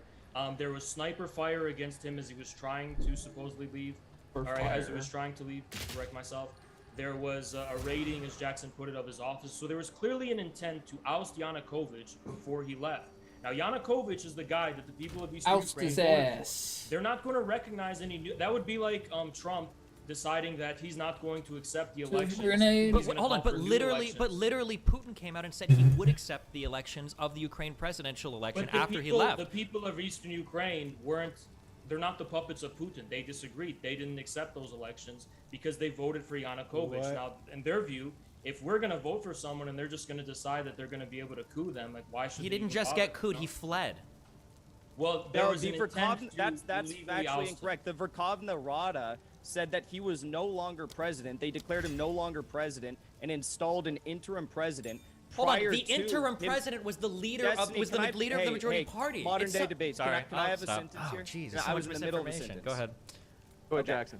The Verkhovna Rada had already placed an interim president in his place while Viktor Yanukovych was still in Kharkiv, by the way, and you admit that they were 10 votes short of actually legally impeaching him. Therefore, this was an illegal seizure of power. The interim president that was installed. Who was this guy that was installed? Let me pull up his name. Pretty cool. It was before Poroshenko. It was the leader of the opposition party. It wasn't just a random guy. It was already somebody that was like massively popular in their electoral. It wasn't just a random dude that massively popular among portions of Western Ukraine. He was not representative. I'm just saying, when you say installed a new leader, you make it sound like they picked a random dude. He was installed because again they were 10 votes short of impeaching. They were 10 votes short before, but after the people started getting shot in the streets, I'm pretty sure that like literally everybody but 6 people voted for the impeachment afterwards. One second. I think Jackson. I want to give Jackson maybe 30 seconds or so uninterrupted, and I promise we'll come back to the next person. I mean, I didn't have a lot to say other than I'm still looking up the name of this guy that was before Poroshenko. If you want me to, I'll also say that we discussed this Destiny last time, and you kind of made a fool of yourself. But most independent experts that are investigating what took place in the Euromaidan Square protest recognize that it was Euromaidan-controlled snipers, specifically Georgian snipers, that were responsible for the deaths in the Euromaidan Square. The Ukrainian security personnel thought that it was Euromaidan forces that were responsible for this, and everyone, regardless, does agree that the snipers were firing from Euromaidan-controlled buildings. That is one thing that everyone does agree on. Jackson, actually, real quickly, I think you either didn't know or you lied about the timeline of Yanukovych's escape.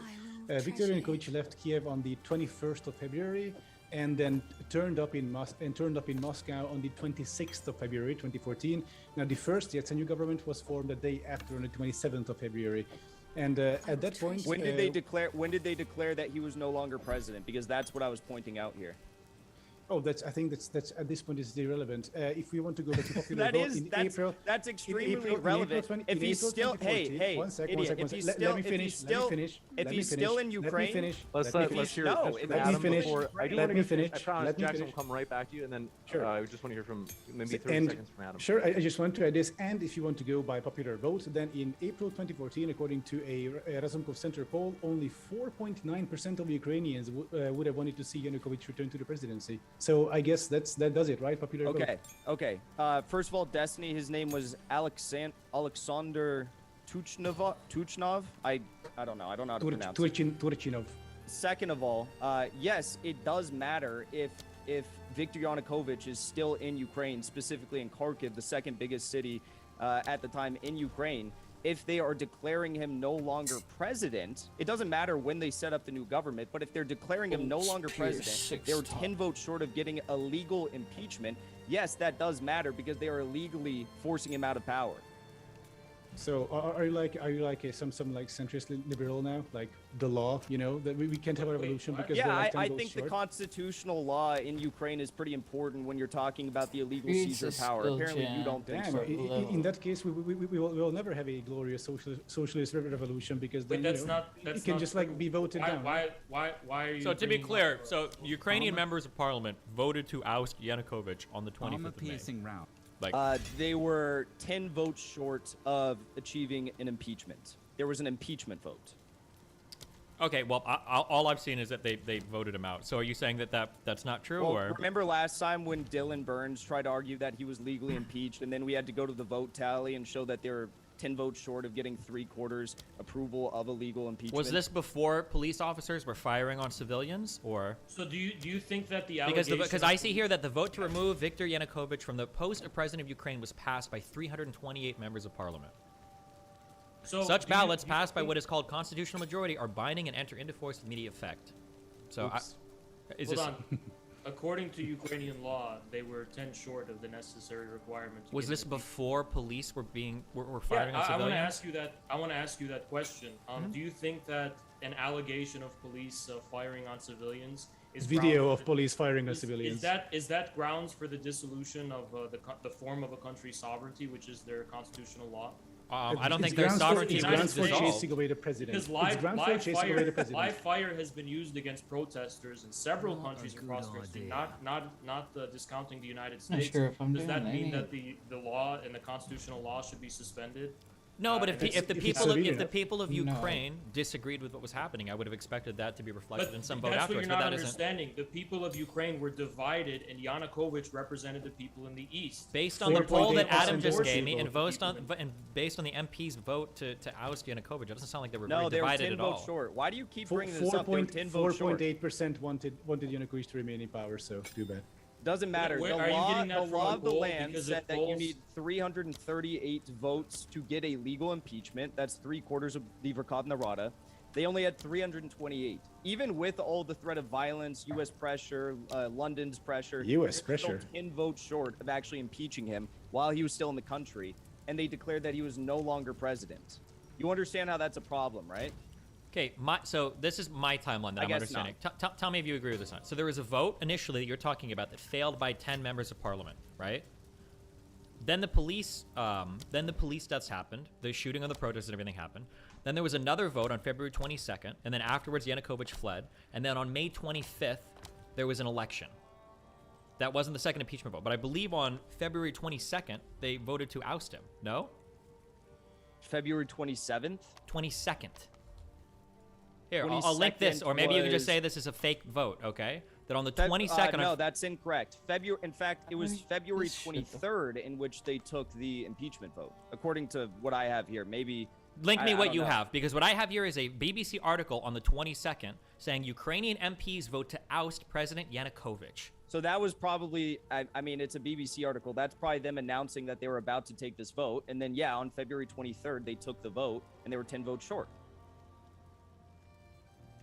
Can you link me that? Show me that. Okay. Also, articles can be updated. I don't know if you know that, but... The article is not updated. Okay, well... Then Jackson's explanation is probably most likely. Destiny, I think we have a problem. I heard BBC is run by George Soros. Jackson likes to mention him a lot. That's a So, completely so it might be a suspicious. Oh yeah, like Infra. If I were you, I wouldn't talk. Like, didn't you debate like Destiny, like when you teamed up with Nick Fuentes, like a neo-Nazi? Again, you're bringing up all of these insubstantial comments and arguments as to the actual debate we're having. I don't know why you would pivot to something completely irrelevant. Maybe it's because you're losing. If we want to, and even if we want to move forward in this conversation, even if theoretically we were to grant every single thing that's being said, that there was like an illegal vote and that this was like a coup or whatever, and this is a bad thing, none of this gives Russia the right to invade the country.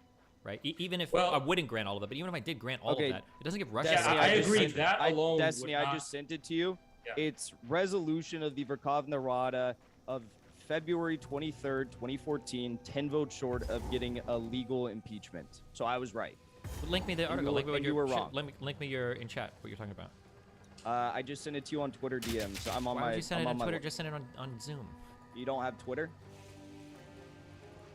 I don't feel like opening my fucking Twitter. Just send it on Zoom. We're all chatting. I don't feel like doing this again on my PC. I just did it for you on my laptop. Are you incapable of using Twitter?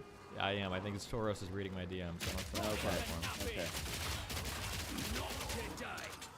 Yeah, I mean, I don't think that alone would justify a Russian invasion, but I agree. We'd have to do some serious revisions about the events that led to that, to make it seem like that's even their justification. On the map. But just for the record, I was right and you were wrong. So you can apologize for being wrong about that. Yeah, sure. Anytime you want. So going through the article.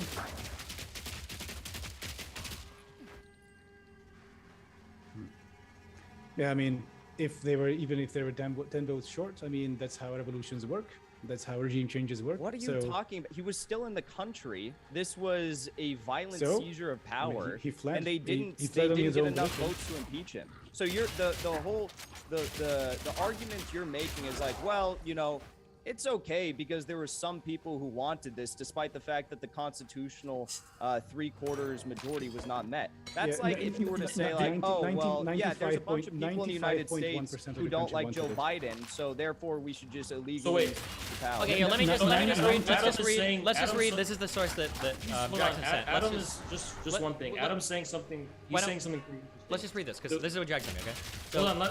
Let me just. I just want to respond really quickly to what Adam said. Okay. You're saying that it was a revolution and we can just suspend the law. Well, I think the people in the Donbass would say the same thing when they decided to declare independent republics. That was their revolution.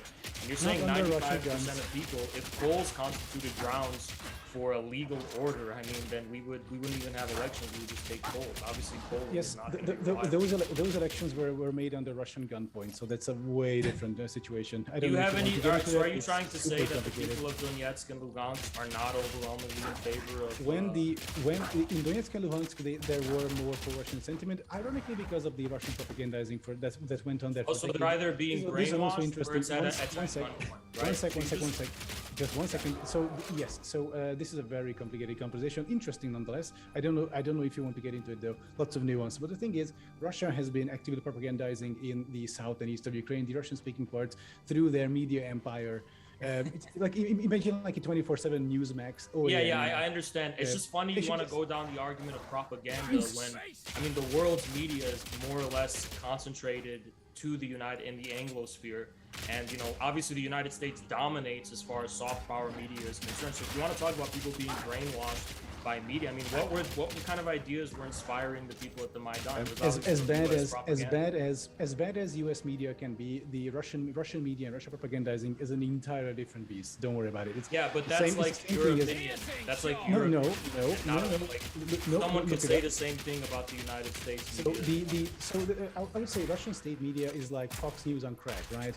With some imperialist agenda. Like it's like a non-stop. But the difference is that Russian media hasn't led to the wholesale destruction of places like Iraq, Libya, and the Middle East. Oh, well, it led to the destruction of now the Russian-speaking parts of Ukraine. So I don't know what you're talking about. It seems like these reactionary this reactionary state. That destruction was overwhelmingly caused by the Ukrainian paramilitaries and military. Oh, sure. The Ukrainians destroyed Mariupol just for fun, right? And like all these cities, like the pictures of the That's what the civilians leveled, say. You know, I didn't think this civilians did not say that. That is not true. What?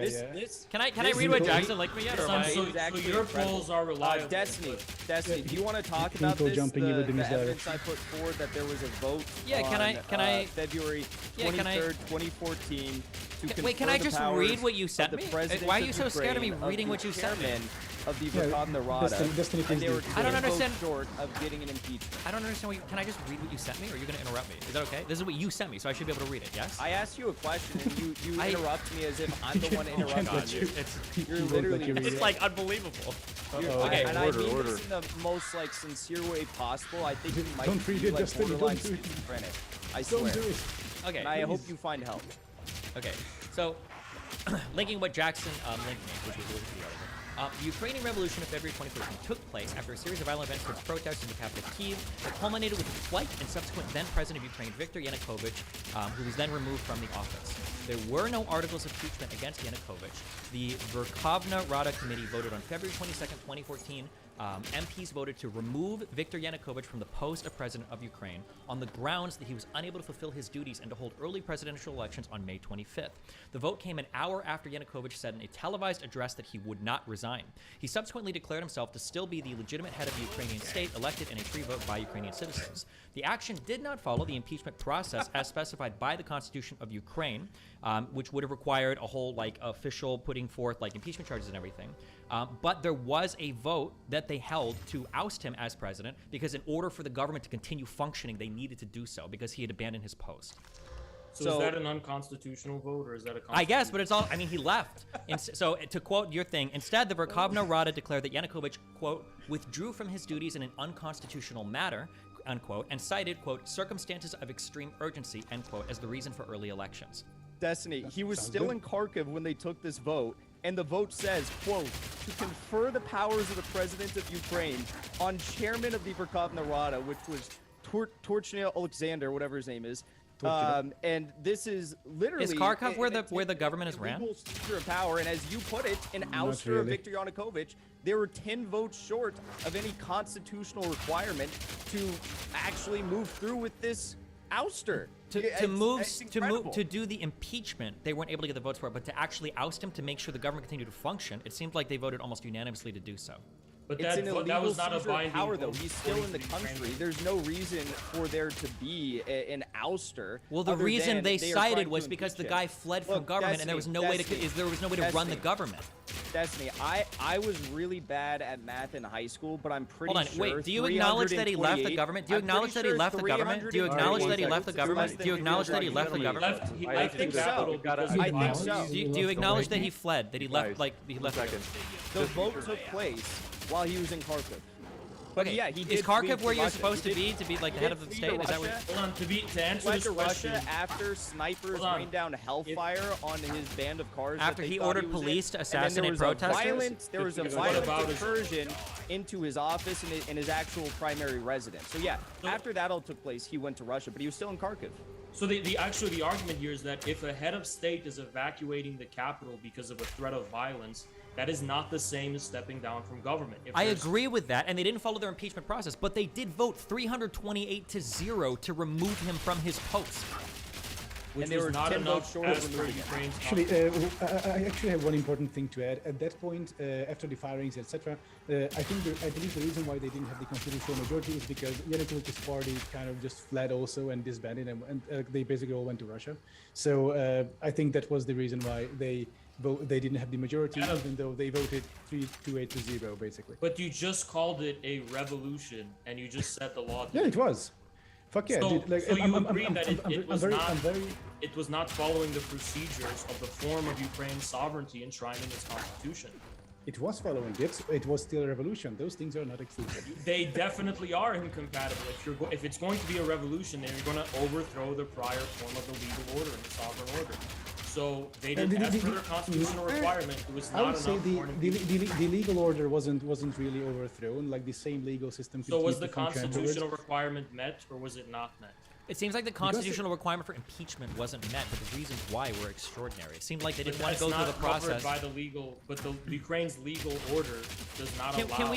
Can we like use our? Can we actually use our brains a little bit, or is it really going to be this retarded? I would love to use like our brains. if we look at this coup, after the president. You guys, sorry, but the violence. Can I just do my 30 seconds and then they can respond? So after he fled, they didn't go through formal impeachment charges because the country was literally in fucking chaos. They didn't want to run the courts and run the thing to figure out so they had a vote in their parliament to see what they should do. Did he abandon his post? When they took that vote, the Rada voted 328-0 to remove him from the government so that the government could continue to function so that the country wouldn't fall into chaos. After they voted to oust him, they held democratic elections and followed their democratic process afterwards. That seems to happen. Now, if you want to call that like an illegal coup or seizure of power, that's fine, you can do that, but don't pretend that he was just like kicked out of the government and they installed a new leader or whatever. That's not what happened. That's exactly what happened. You can't have democratic elections to replace a president if you have an illegal ouster of said president. Especially when you consider that the entire pretext of him leaving the capital was criminal and illegal mass violence being conducted by the citizens by the people living in Kiev who were not acting as the representatives of the entire people of Ukraine. So if that's the pretext for him leaving in the first place, of course it would not be legal according to any democratic constitution. Why did he leave the country? Because of the threats of violence he was facing. Why didn't Zelensky leave the country? Zelensky's well protected wherever he is. Zelensky is what you told me on this platform, I think a month ago, that Russia was going to control Kiev in literally 3 days. You're telling me that Zelensky is well protected with the Russian military invading his country, but you're telling me that Yanukovych was under massive threat because of some riots? Not only riots, but various sniper fire. He didn't have Yanukovych did not have the Ukrainian security apparatus. He literally did. The whole Belarus or whatever police force was still protecting him. Of course. What do you mean? He had his own. You understand though that those police forces were being sniped from the Euromaidan controlled buildings in Euromaidan Square. So they were literally killing police officers and civilians. Is there any actual evidence of sniper fire? Is that a real thing? Can you show me that? Like sniper fire on police officers by protesters. Like what do you mean is there evidence of sniper fire? You're the one who the entire time throughout this debate you've been saying that there was sniper fire on protesters. No, what I said was that. Yes, what I said was that. Was that before? No. Okay, well I'm glad we have video evidence. We have video evidence. So what if you rewind, what you'll hear me say is that police officers fired on protesters. We got video evidence of it. I didn't say they sniped them. Rap God, stop talking. So you've been saying throughout this entire debate that was it before or was it after the sniper fire began to rain down on the protesters? Never I don't know said how that. many times you've said this. Never said you're that. like a broken record, and now you're saying that there wasn't sniper fire and you want proof of sniper fire. I said that the police fire. Do you want to bet like $10 on it? If I said there was sniper fire from police and protesters, or if I just said police fired on protesters? You said sniper fire. I said police fired on protesters. You said sniper fire. Do you want to bet on it? Do you want to bet $10? Sure, I'll bet $10. Okay, we'll bet $10. You give me the clip, I'll PayPal you $10 afterwards. If I did say it, I misspoke, and what I've said a million times is that police officers fired on protesters. They absolutely did. There's video evidence looked at by third parties. You can go and watch it right now. It's undeniable. Georgian police officers that were controlled by the Euromaidan protesters. No, they were literally the yellow, whatever, wearing police officers. You can see them in their police officer protected position. That's a convincing argument, yellow wearing police officers. But what I can tell you is that Georgian police officers have actually admitted to this in testimonies. You're just lying. This is. I can't engage with this. If you want, you can literally Google New York Times police shooting Ukraine reconstruction, and you can literally watch videos put together by independent people that have modeled the city, looked at thousands of hours of cell phone video footage, and have put together. Like you can see directly police shooting from areas into protester areas. You can see them shooting and killing protesters. It's like. It's like last time though the last story was that the snipers were Polish. Now they're Georgian. I'm glad they just I guess changed with the wind.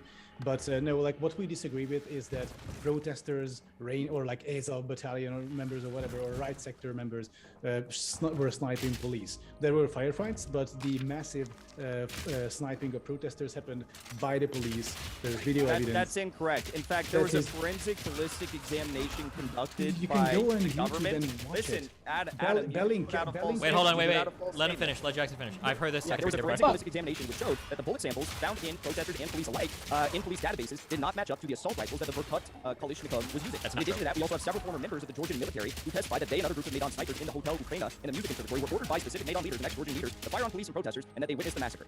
The idea that there, so just I just want to be clear. So you're telling me that you don't believe police officers ever fired and killed the protesters?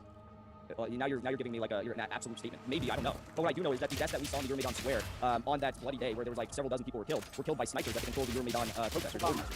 Okay, so when I tell you that like what is it? There's okay, also we're just gonna move past ballistic evidence and act like that didn't happen. Cool, guys. I don't know if you want to show me ballistic evidence, feel free to link me that as well. But the idea, I think ballistic evidence is kind of important. I don't know. Well, depends on who. The Berkut, those police, yeah, they were ordered by Yanukovych to fire on protesters, and we have the evidence. Why did the bullets not match up with their assault rifles? I don't know what bullets match up with their assault rifles. If you get an actual bullet and you get an assault rifle, you can look at the striations of the round. I don't know if that type of analysis was done. You can laugh what you want, but like you can watch the videos, dude. No, like it's funny. Like it's 2020. The year is 2014. The year is 2014. We've got video footage of fucking everything that happens. They did a full reconstruction, like of everything. You can measure when the bullet leaves, you can hear the soundtrack and stuff. You can see who's getting shot by crews. It's not a mystery. Can you link that? Yes, you did ask for that. Sure. And if anybody's bored, here's this in the Zoom chat. You don't watch it later. You can literally watch the videos of people getting killed. You can see from multiple cell phone angles where the shots are coming from. You got CCTV footage of public police officers behind their barricades shooting directly into protesters. You can see from like 4 different angles the bullet going to the protester killing. You can measure the sound wave of every single fucking cell recording. It's not a mystery. Like, and then meanwhile, you've got like Olga Volga saying she does forensic investigation to prove it's all fake. Like, so I see what there is no contradiction. I see what is doing now. It's not a paywall article. Yes, it is. For me, it was a paywall. I didn't even send it to you. How do you have a paywall? Oh, that's the one that I sent on your comment. Oh, sorry. Okay, sorry. Yeah, it is Destiny. Sorry. Okay, so Torinko, please link it if you don't. Now, I'm gonna go to the Destiny. Takes the lead. Like, not only is like everything that's being said so far just completely without substantiation, even if it was, we're literally the only ones providing even if we granted every single thing you've said, none of this gets you anywhere near allowing Russia to invade another country to try to break away territory. But that's to get to the point of Russia invading Ukraine, we're just trying to first establish the legitimacy of the will of the people of Donetsk and Lugansk and Crimea because of the coup in the Maidan. Now, as far as the events leading up to Russia's intervention, that's a different story. Sure. So let's say that there was a coup. What is the justification for Russia to invade? Russia decided that it wanted to settle the matter peacefully through the Minsk agreements, which the Ukrainian government had agreed to. That's not peaceful. It's not peaceful to take territory from another country. You understand that, right? Right. It's also not peaceful to have a violent coup. So that's where. No, hold on. Two wrongs don't make a right. If we thought that the Belarusian elections weren't allowed or weren't okay, do you think we can go and invade Belarus? Sure, it is definitely not justified for it's definitely not just justified for a country to come in and just take territory, regardless of the will of the people living there. But when you do have an overthrow of the constitutional order, and the people of a certain region overwhelmingly decide they want to join another sovereign state that they're historically, ethnically, and linguistically and culturally closer to, that is definitely not the same as a country just coming in and taking it. If people in their sovereign capacity decide that they want to join another state that they feel will represent them better than the one that had just overthrew their democratically elected representative, that's not the same thing as a country just coming in. So if enough people in Texas voted to secede and they wanted to join Mexico, would Mexico be right to send an army into the United States to secure that territory? If there was a coup in the United States that overthrew the constitutional order and there was all this, everything was thrown up in the air, and the people of Texas for some reason were no longer able to have any sovereign representation in the capital, then of course it would be justified. Do you understand what you're doing? Do you understand what you're doing for norms around the world when you say that if any country has a coup, another country has the right to come in and peel off territory from that country? You don't think that is not what I'm saying at all. That's not what you're saying. You're saying that there was a coup in Ukraine and some group of people felt like they weren't being represented as a result of that coup, so they want to break away into another country. And you're saying that that's not the same as another country just coming in and peeling it away, because one implies that they're just doing it at the expense of the people living there. Not necessarily. You can peel away. We can probably find some people in Mexico or Canada who want to join the US and send a military there to go and support them. Well, when you're also acting as though that coup government wasn't responsible for violence against its own civilians who wanted to break away as a result of the coup.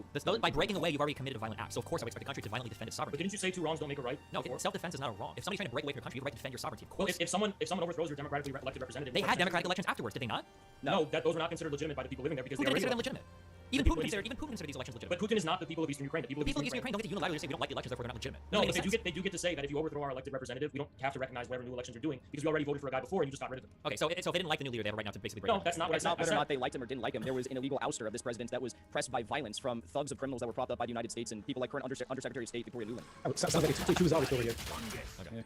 Again, I think Adam, you just confined yourself to making like these snide, insubstantial comments. No, because I've heard them all. Yes. So my frustration with you is that you of course are way more into this like hard like leftist revolutionary aesthetic, and then here you are, and then I'm supposed to be like the either lip or Nazi or whatever, and then it's you who are questioning, like we're saying that a revolution or regime change is not valid because you didn't devote your 10 No, if you want to have a philosophical argument, the glorious revolution failed because we did 10 days short. Also, something interesting. Wait, just one more point. Something that was also mentioned that when people mentioned that like the mob stormed the palace of Yanukovych, right? Which is like it wasn't a storming. People just like kind of showed up to his villa, which is where they got them from, right? The money for it. And people just strolled in, and to this day, it is the Museum of Corruption in Ukraine. You can go up. It's in Mejigiria, in northern Kiev. This is the same energy as Soviet communist troops, red troops showing up to these czars' palaces in Russia and looking around saying, well, look. No, the reason that's not comparable. Yeah, the reason that's not comparable is because the October Revolution was already precipitated by the February Revolution, which overthrew an autocracy, which was not a modern democratic state in any capacity. It was not some kind of constitutional order. It was a pure autocracy, which was overthrown already by the February Revolution. It was the Kerensky government which was in power at the time, which also lost in the constitutive elections with the unity of the Bolsheviks and the left SRs deciding that they wanted to get out of the war and overthrow. So you know, the comparison's completely void. You know, you can't say my point. My point was that you so vehemently opposed the spirit of this whole thing, right? Because Yanukovych wasn't the absolute monarch, but he was actually leaning towards it, you know, ordering his police to fire at protesters. Wait, but you're saying he criminalized protesting, for example, and he also made it illegal to find people in absentia. So even if you weren't in court, you can defend yourself on a lawyer. The court can sentence you to 20 years of prison for just. And the United States right now is illegally extraditing Julian Assange to lock him up in the CIA black site for 175 years. Hold on, real quick. You think the United States is anywhere close to the laws against passports left the country? I don't know why you keep like bringing up this conspiracy theory that there was snipers raining down on protesters that were controlled by Viktor Yanukovych when I just sent you proof, testimonies from people on the ground there who were saying that they saw snipers shooting from Hotel Ukraine window, saw snipers from the roof, from Hotel Ukraine sign, another sniper on the roof of this hotel on Zolnevdy Palace side. These were all Ukrainian Euromaidan controlled buildings. Wait, there's no ballistic analysis in this article? No, we do have the. I went through this article. I went through this article. It's written by Ivan Kachanovsky. Like this seems to be like the conclusions of one guy. This is Russian propaganda. I will not look at it. But No. I've actually read it, and it's like pretty underwhelming. It's like no sources. The guy is strongly insisting. Basically, there's an irony here. There's an irony here. Because you said something earlier. You said something about how if I'm a revolutionary, why do I think the constitutional order is because your argument actually reminds me of a literal argument Mussolini and Hitler made when they were reproached by the communists about suspending the legal constitutional order of their respective countries. Oh, it was just a revolution, just like what you guys did. And this evinces the fact that it seems like these like ultra liberals like yourselves and outright fascists and Nazis have the same line of thinking. You can just suspend the constitutional order of a country at the expense of the actual people living there. And moreover, not only can you do that, but you can actually deny the ability for people who want to, after the suspension of the constitutional order, have their own revolution and say that's somehow illegitimate and illegal. You can't at the same time speak on behalf of the legal order while at the same time having overthrown it. So pick your argument. I'm not even saying that, oh, I'm just defending the constitutional order. I'm defending the right of the people in Donetsk and Lugansk and Crimea to exercise their sovereign right to secede from Ukraine. Sure, but when that happened, when those votes happened in Donetsk and Lugansk, they were already occupied by paramilitary troops supported by Russia. So it was happening on the gunpoint in Ukraine. So those are not the same. When you say happened under gunpoint, are you trying to say that if it weren't for that fact, there wouldn't have been overwhelming pro-Russian sentiment in those regions to leave?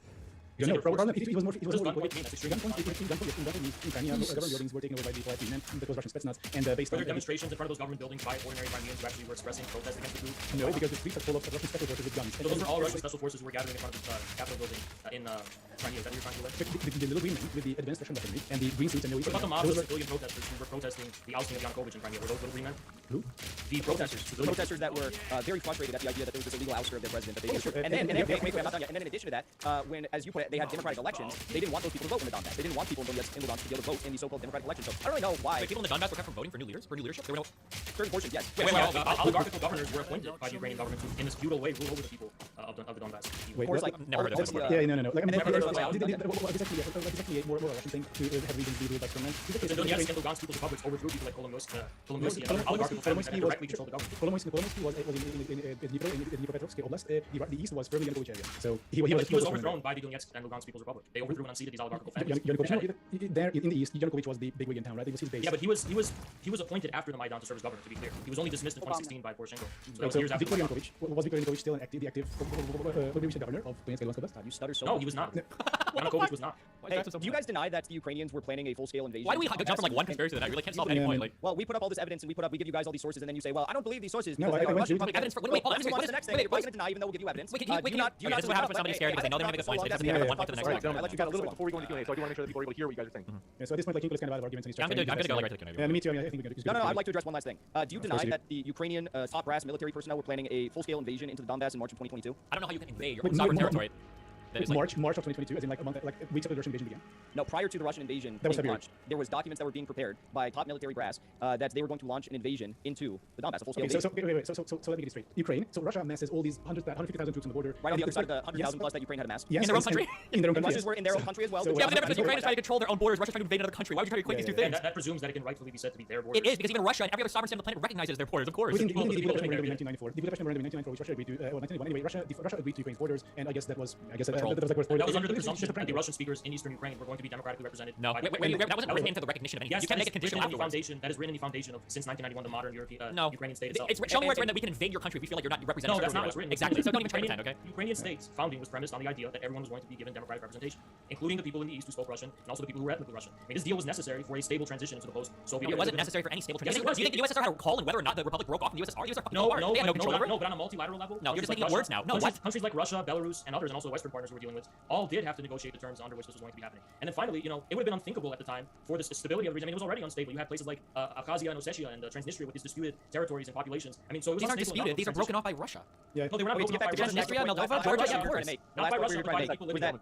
was that the brigade that they were planning to launch this formal invasion into the Donbass with was trained by U.S. and British instructors in Lviv in accordance with NATO training programs. So it was literally they had begun supplying increased amounts of military artillery to Ukraine. Then they were planning this full-scale invasion with NATO-trained Ukrainian brigades, and they were going to slaughter even more civilians in the Donbass, which is just another reason for Russia launching this protective mission, operation, whatever you call it, to stop this from happening, to continue slaughtering. That is taking place for the past 8 years in the Donbass. A blood and soil genocide is more like it. But I'm going to quote Sergei. You're literally a Nazi supporter. You literally are Nazi supporter. Your arguments are null and void. You supposed to be about Stefan Bandera. Fine. I'm incredible that you would show my face. I'm going to close with a quote from Sergei Lavrov. We do within our borders what we want. We move our military. We do military maneuvers the way we choose, and no other country has any say in the matter. Sergei Lavrov. I think the republics are disputed territory, and Ukraine signed the Minsk agreements. Disputed by whom? By the people living there and the Ukrainian government. That's why there was a conflict. That's why there was the Minsk agreements, which the Ukrainian government voluntarily signed, and then later claimed they had signed at gunpoint, even though France and Germany were also parties to that agreement. Anyway, legally to this day, no one really officially contested the agreements. Maybe Russia made statements to the fact that as far as international agreements are concerned, Russia still considers the area to be Ukraine. Yeah, but if international agreements are not the sole factor in defining what constitutes. I thought the law was super easy. There's sovereignty at the internal level and then sovereignty at the external level. Now, external sovereignty is determined by how mad your neighbors are, does Jesus? Yeah. No, internal sovereignty is determined by things like this. I mean, read the basic foundations. Your liberalism.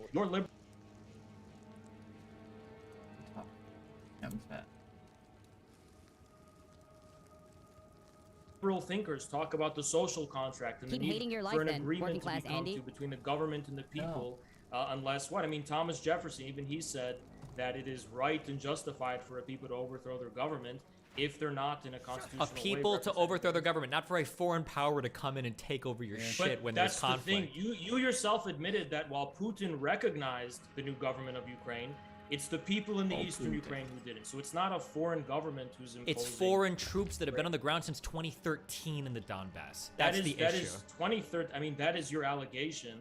Let's move into the next one. I hate to do this, guys, but just because we want to get you guys out of here by a decent time, Didymus says, by the way, folks, all of our guests are linked in the description. If you'd like to hear more about their views, you can by clicking on those links below. That includes in the podcast. We put our guest links in the description box there too. Didymus says, Ukrainian nationalists did not get their anti-Semitism from the Nazis. They were doing pogroms during the Russian Civil War. Yeah, but the nature of the anti-Semitism, as voiced by people like Bandera during the 30s, was qualitatively different than whatever historical European pogroms were happening before. So that's that's like saying there was pogroms in the medieval times in Ukraine. It doesn't speak to the unique character of the anti-Semitic violence during the Holocaust.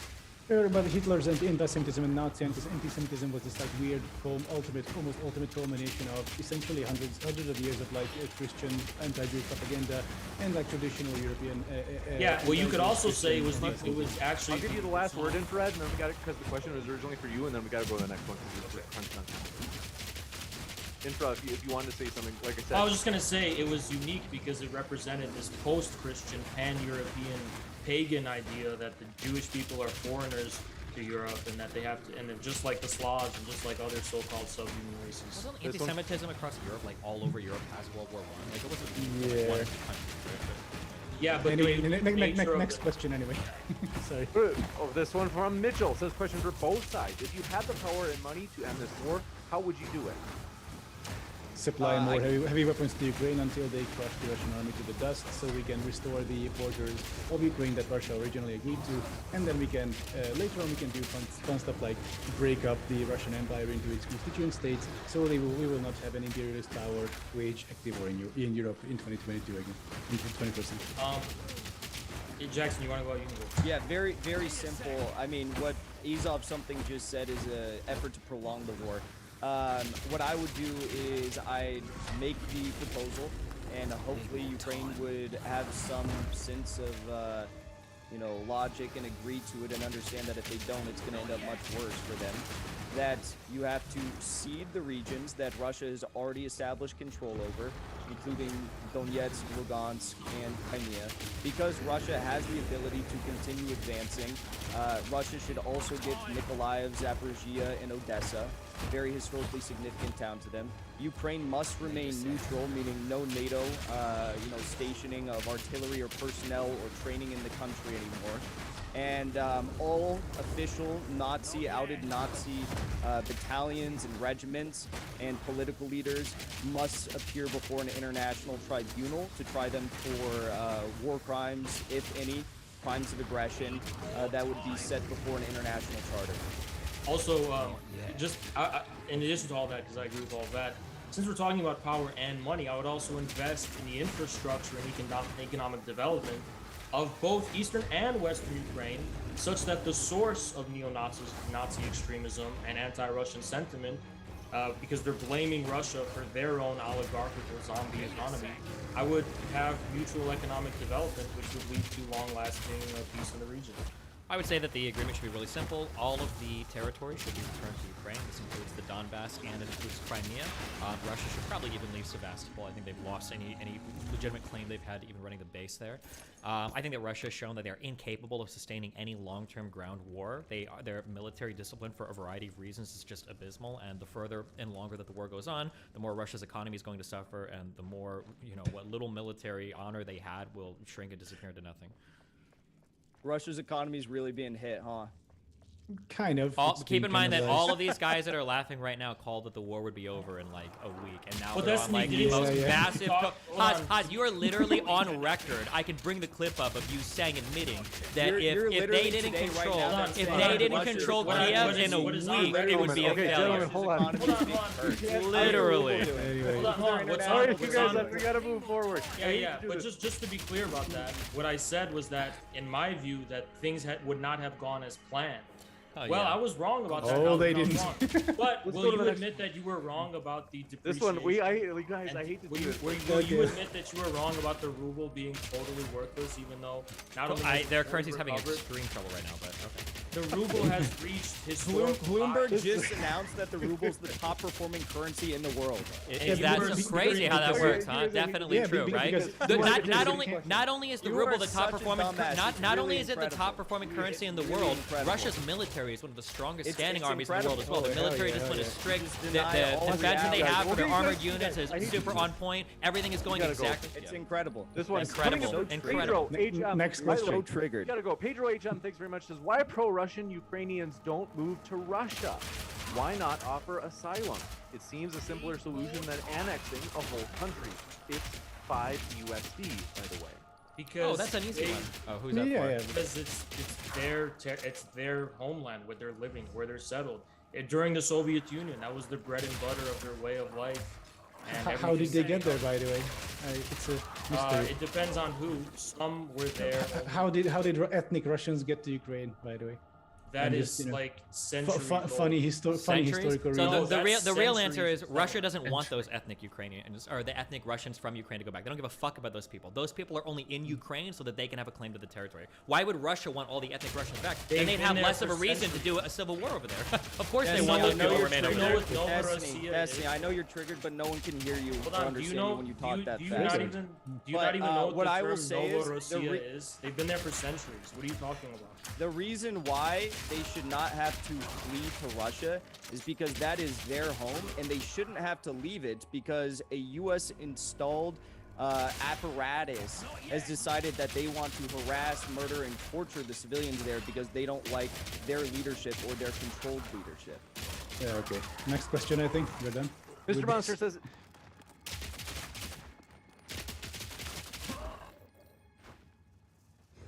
It's not that I support Ukraine, it's that I support humanitarianism. Needless to say, a lot of innocent lives are being lost, though. Putin needs to stop. True. I mean, the most horrible thing is that like Russia went in saying that like, oh, we're about to protect the Russian-speaking Ukrainians from the little Russians from the evil Ukrainian Nazis, and essentially the overwhelming casualties of the war are Russian-speaking Ukrainians, because Russia is just going fucking scorched earth, as we've seen, like cruise missiles hit residential neighborhoods, artillery barrages, the TOS-1 thermobaric missiles hit housing areas, massive civilian casualties. In Mariupol currently, they're trying to cover up the civilian death toll. We see mass graves upon mass graves. Of course, so happens that of course Russians are saying that the Azov did it, but like in Ukraine, I mean, it's like someone takes a shit on the street, Russia will say it was Azov. So it just so happens that YouTube censorship enforces all of these allegations you're saying. We're not even allowed to contest any of them. Fucking Susan is at it again. God damn it. Yeah. George Soros cocked you up. Would you deny that? Because coming in from your view because it's enforced by YouTube censorship. And yet here we are debating it right now. Yeah. No, we're No, not we're debating not the debating various individual claims he just made about Russia's. We literally crimes can't and talk civilian- about that, or else they'll demonetize us. Yeah. Demonetized. Wow. Permanently. Wow. They remove your super chat ability. They also can issue a community That is not strike, censorship. which actually happened.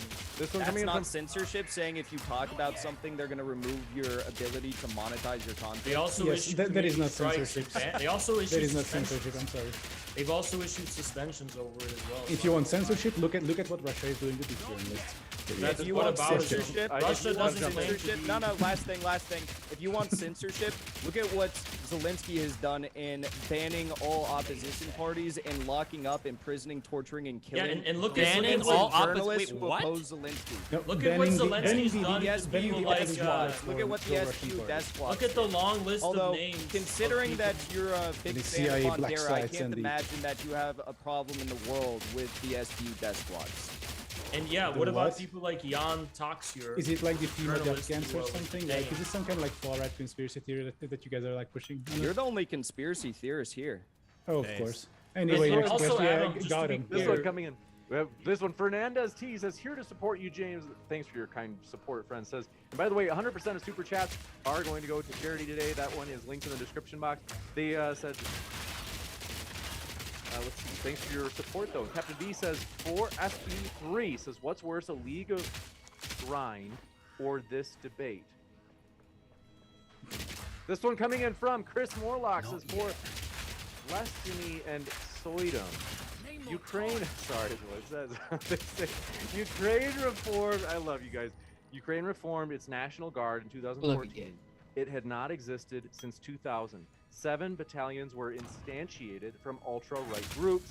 Source, Wall Street Journal, 2014. I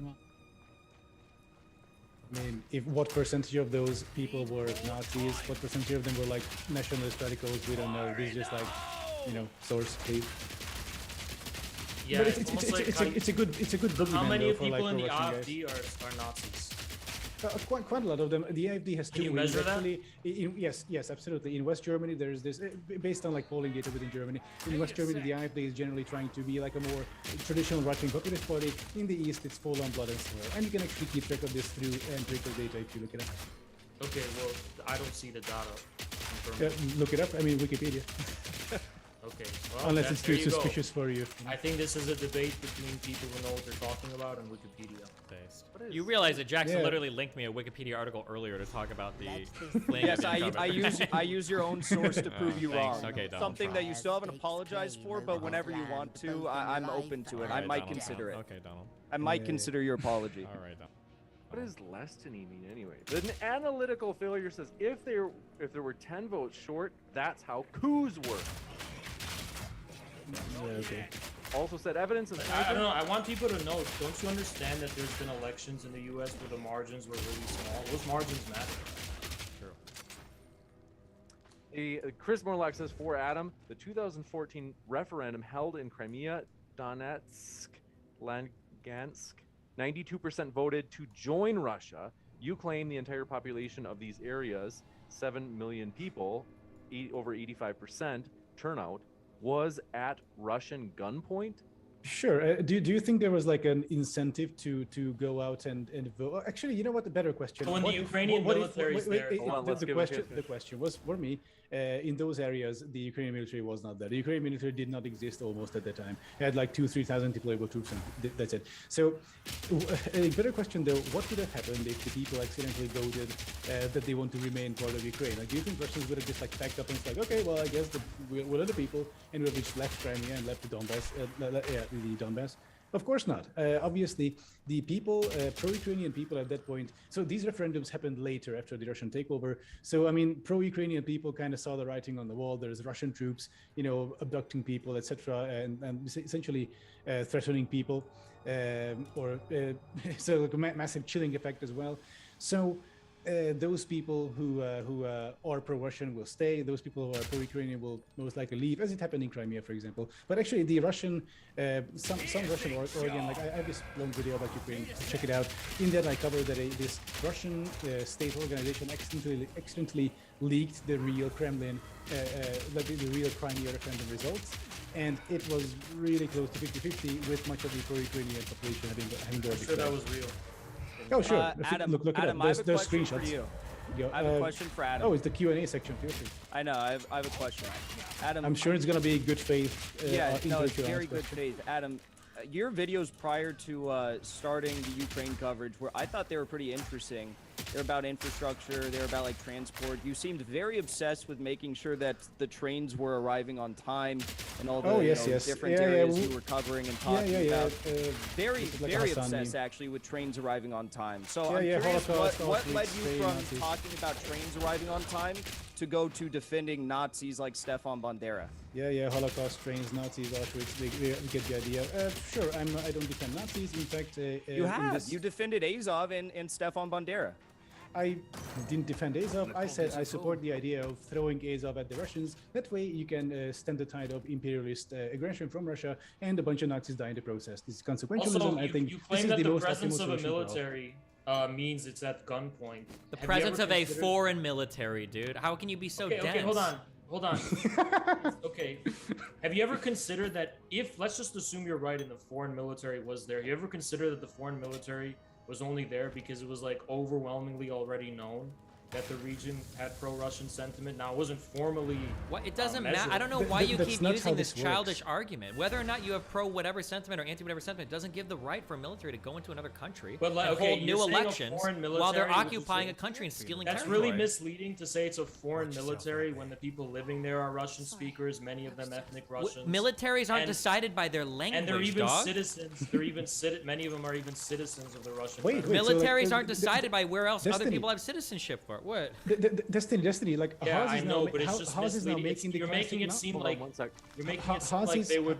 That's grounds for the idea that they were coerced into voting the way they did. It can be grounds for the idea that they're coerced. Sure, you had a military that took a country, that took part of a country away from another country, and then held new elections there with the people there. That is, you're right. It is possible for that to happen, but in context, it's clearly not the case. Sure. Let me ask you this. One good faith question that Adam kind of posed earlier. Okay, if they would have voted to stay with Ukraine, do you think Russia would have packed their shit up and left? I genuinely do. I think they would have been. You're absolutely delusional. They would have been absolutely fine with it. I think they would have been so shocked that they had miscalculated what the sentiment in that region. Yeah, miscalculated like they have their entire war effort. One last thing, because I didn't get to put my 2 cents in this round. One last thing. It's incredible, Destiny. It's incredible that you're putting this argument forward when literally Viktor Yanukovych was the one who said he didn't want to work with the EU, and as a result of that, the U.S. actually cooed him out of political leadership. You can say that as much as you want, but you have no evidence for it. Like, you have no evidence for a coup. You can say it as much as you want, but there's no evidence that the U.S. did anything. You can make the argument maybe Russia would have done it. You can't just repeat fake shit over and over again and expect it to become true. Hold on.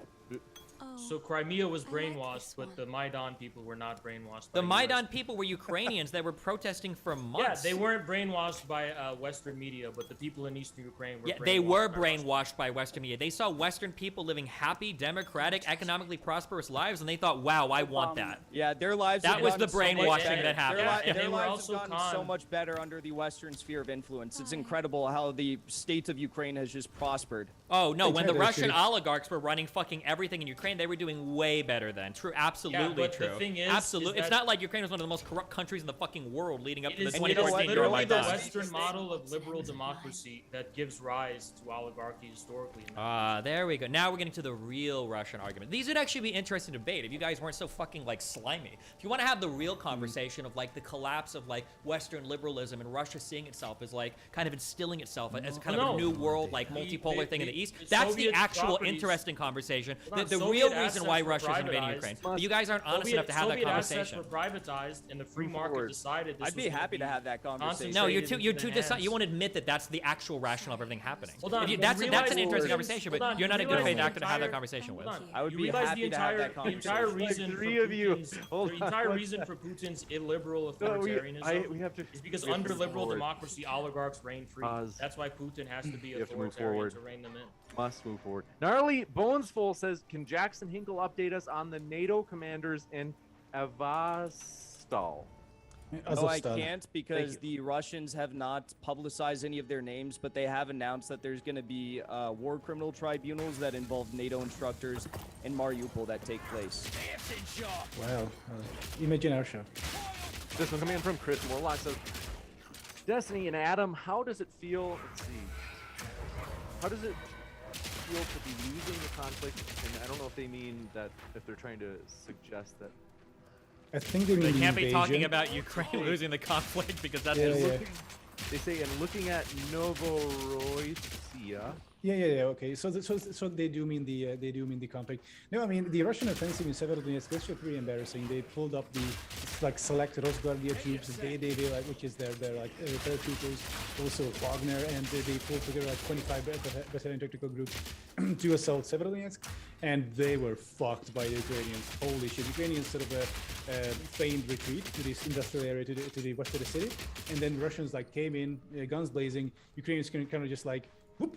Counterattack back, and this won't be like a decisive win, but it's going to be like an attrition thing. You're delusional. They've literally lost every single major battle, and Zelensky just what are you saying? 2 days ago. What are you talking about, though? Zelensky just went out 2 days ago. Shut the fuck up. Zelensky went out 2 days ago and said that Ukraine is currently losing 100 troops a day. That is a staggering amount. So long as the Ezamites resist us, let this graveyard erase their stain on the land.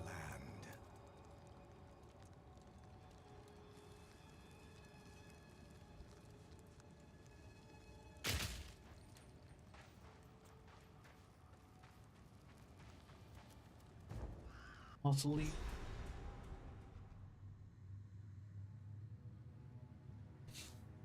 It's Cold War, but like Russia lost Kiev, they lost Kharkiv. Ukraine is now counterattacking. Russia did not lose Kharkiv. What was the first one you said? So what was the first one you said? First they lost Kiev, and then they lost. Wait, what battle ensued in Kiev?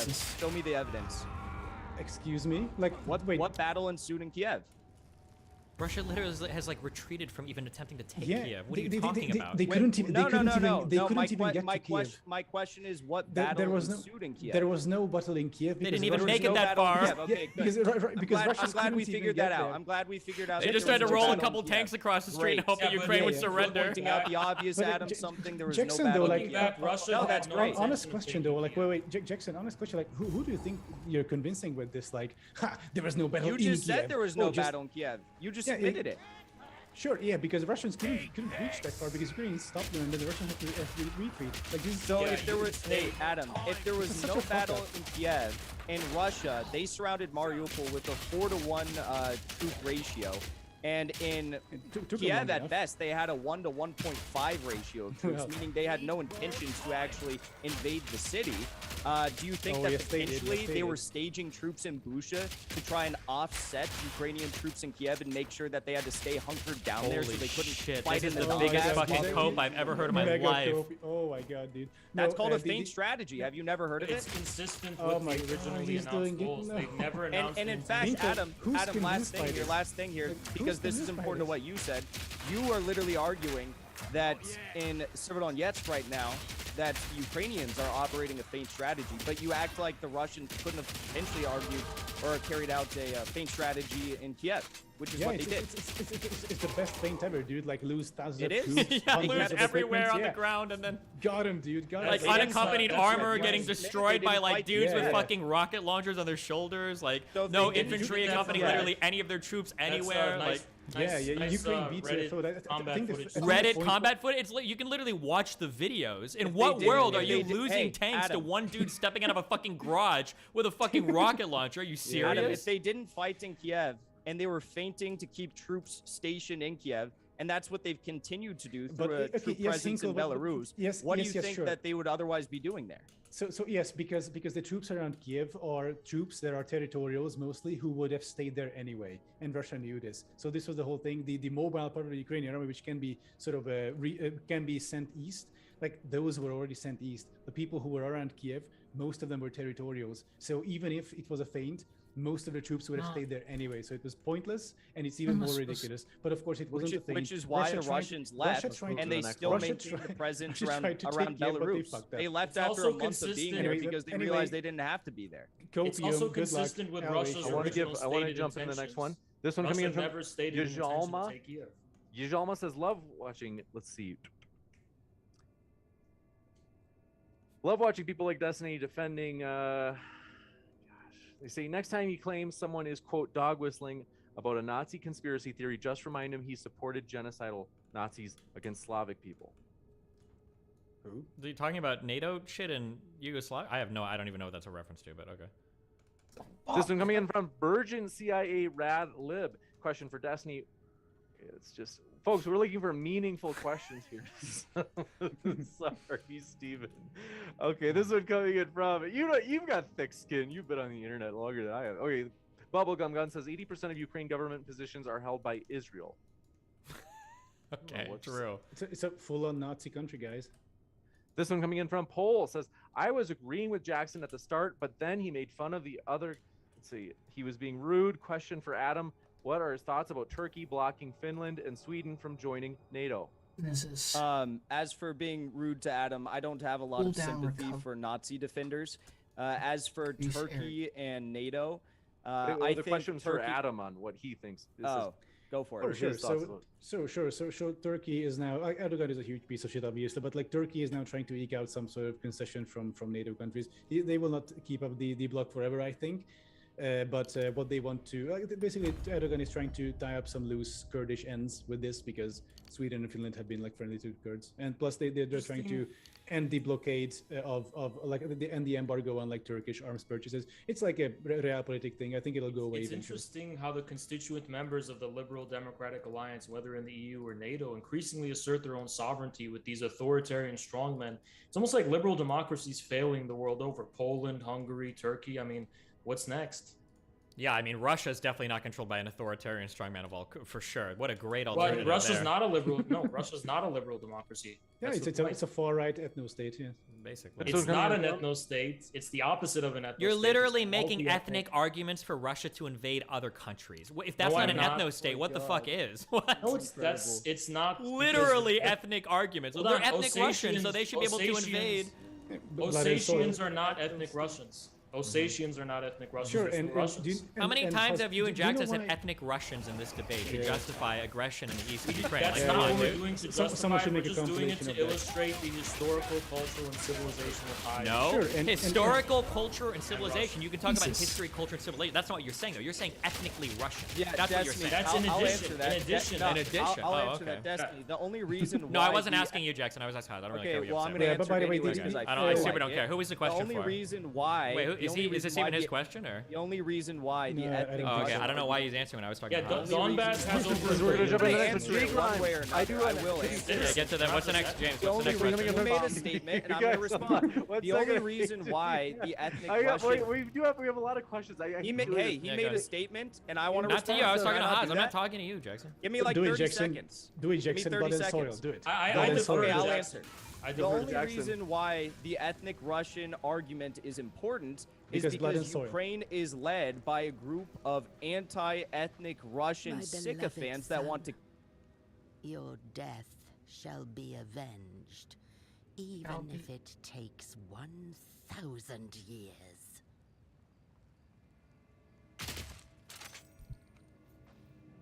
My dearest daughter, beloved for all time, rest well.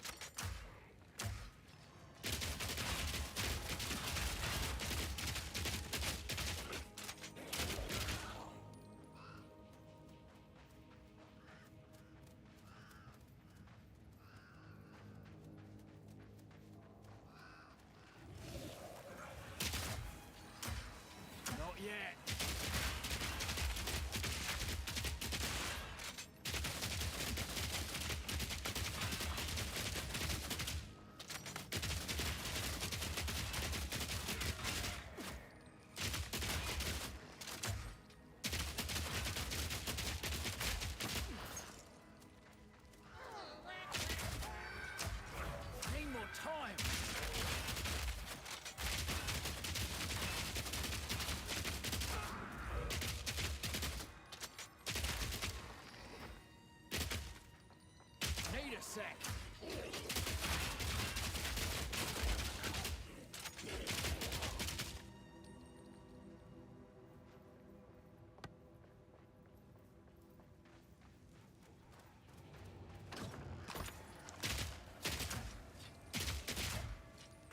Not yet.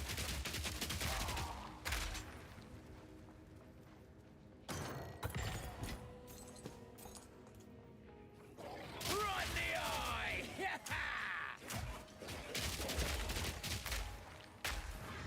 Need more time.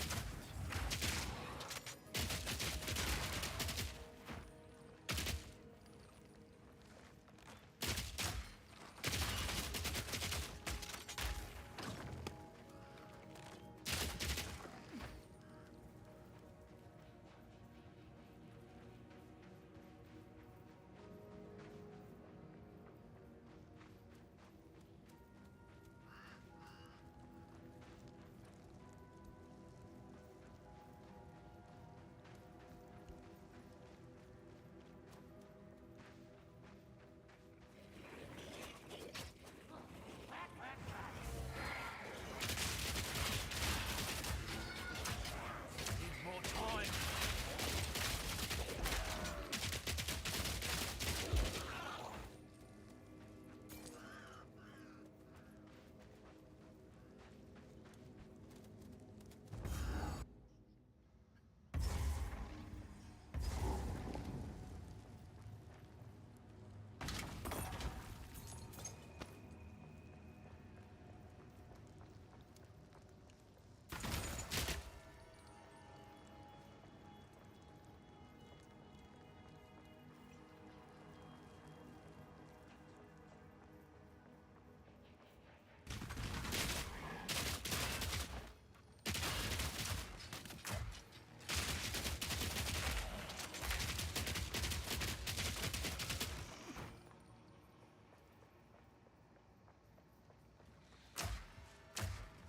Need a sec.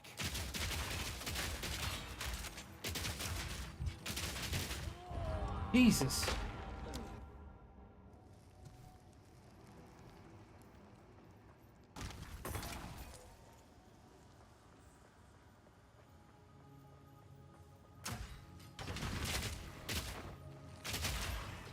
Need a sec.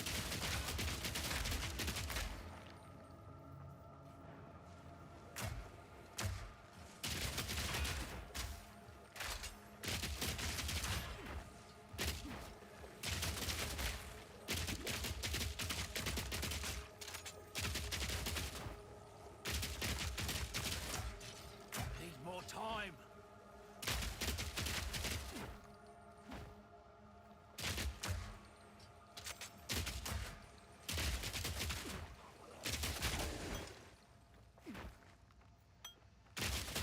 Bag of bones. Not yet.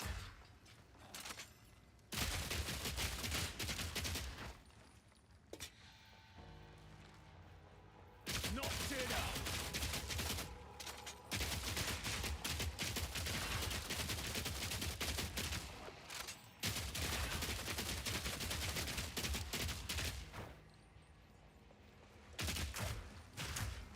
Need more time.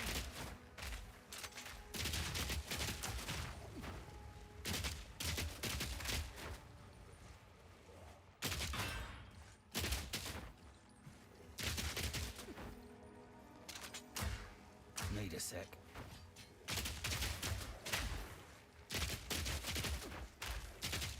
Not yet.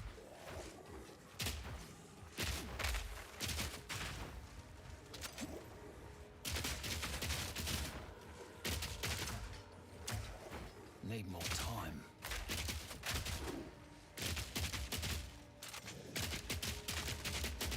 Need more time.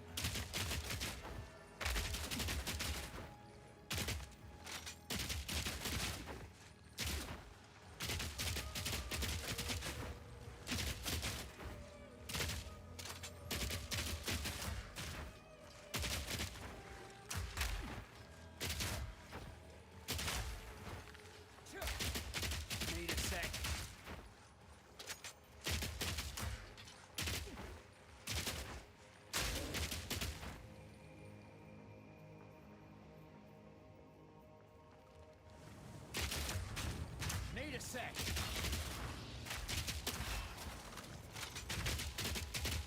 Damn it, what the?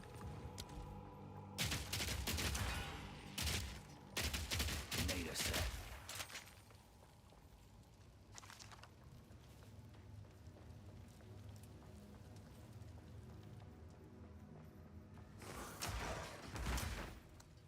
Not yet.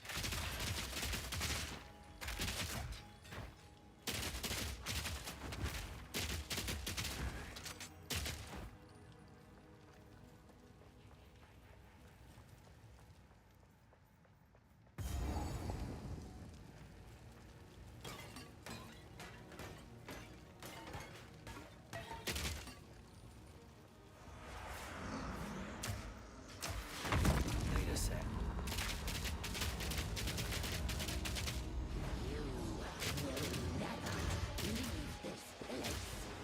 Need more time.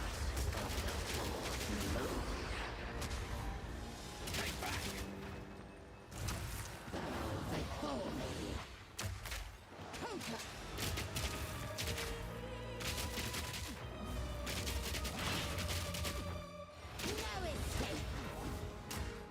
Need a sec.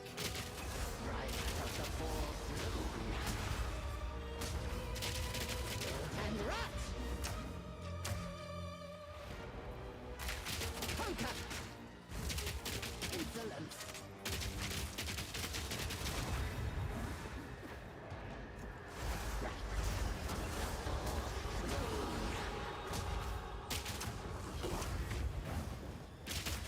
Insolence! Not yet. No escape!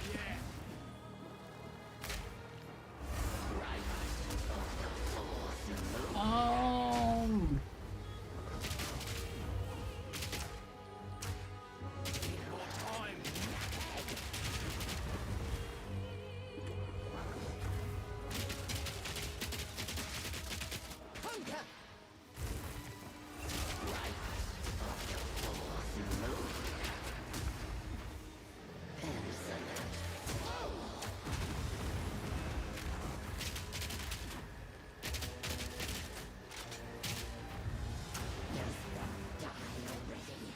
Need a sec.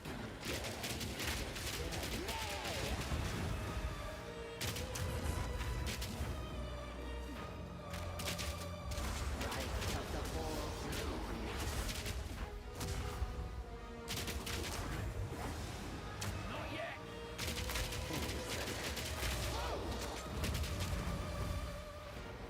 Insolence! Right of the fourth moon! Bow before me! Wilt and rot! Need a sec.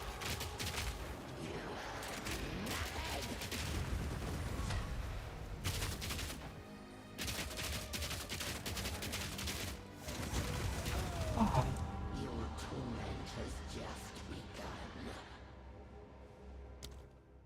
Need to be strong.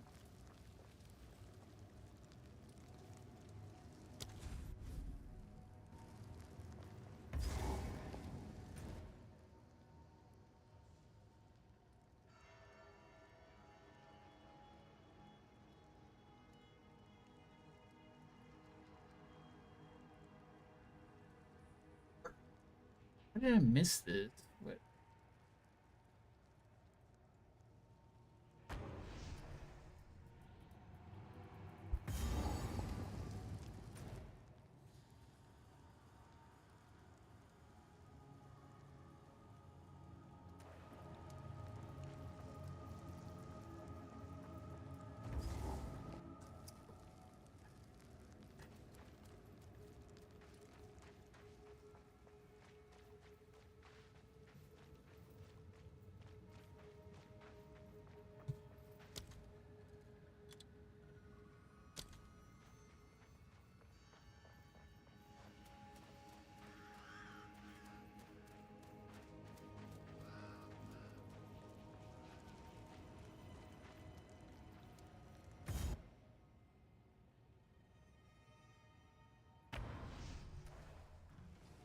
Alright.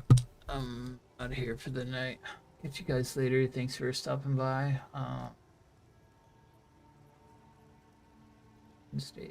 Thursday is probably planned.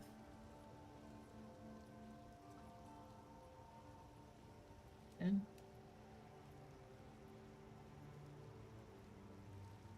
maybe I'll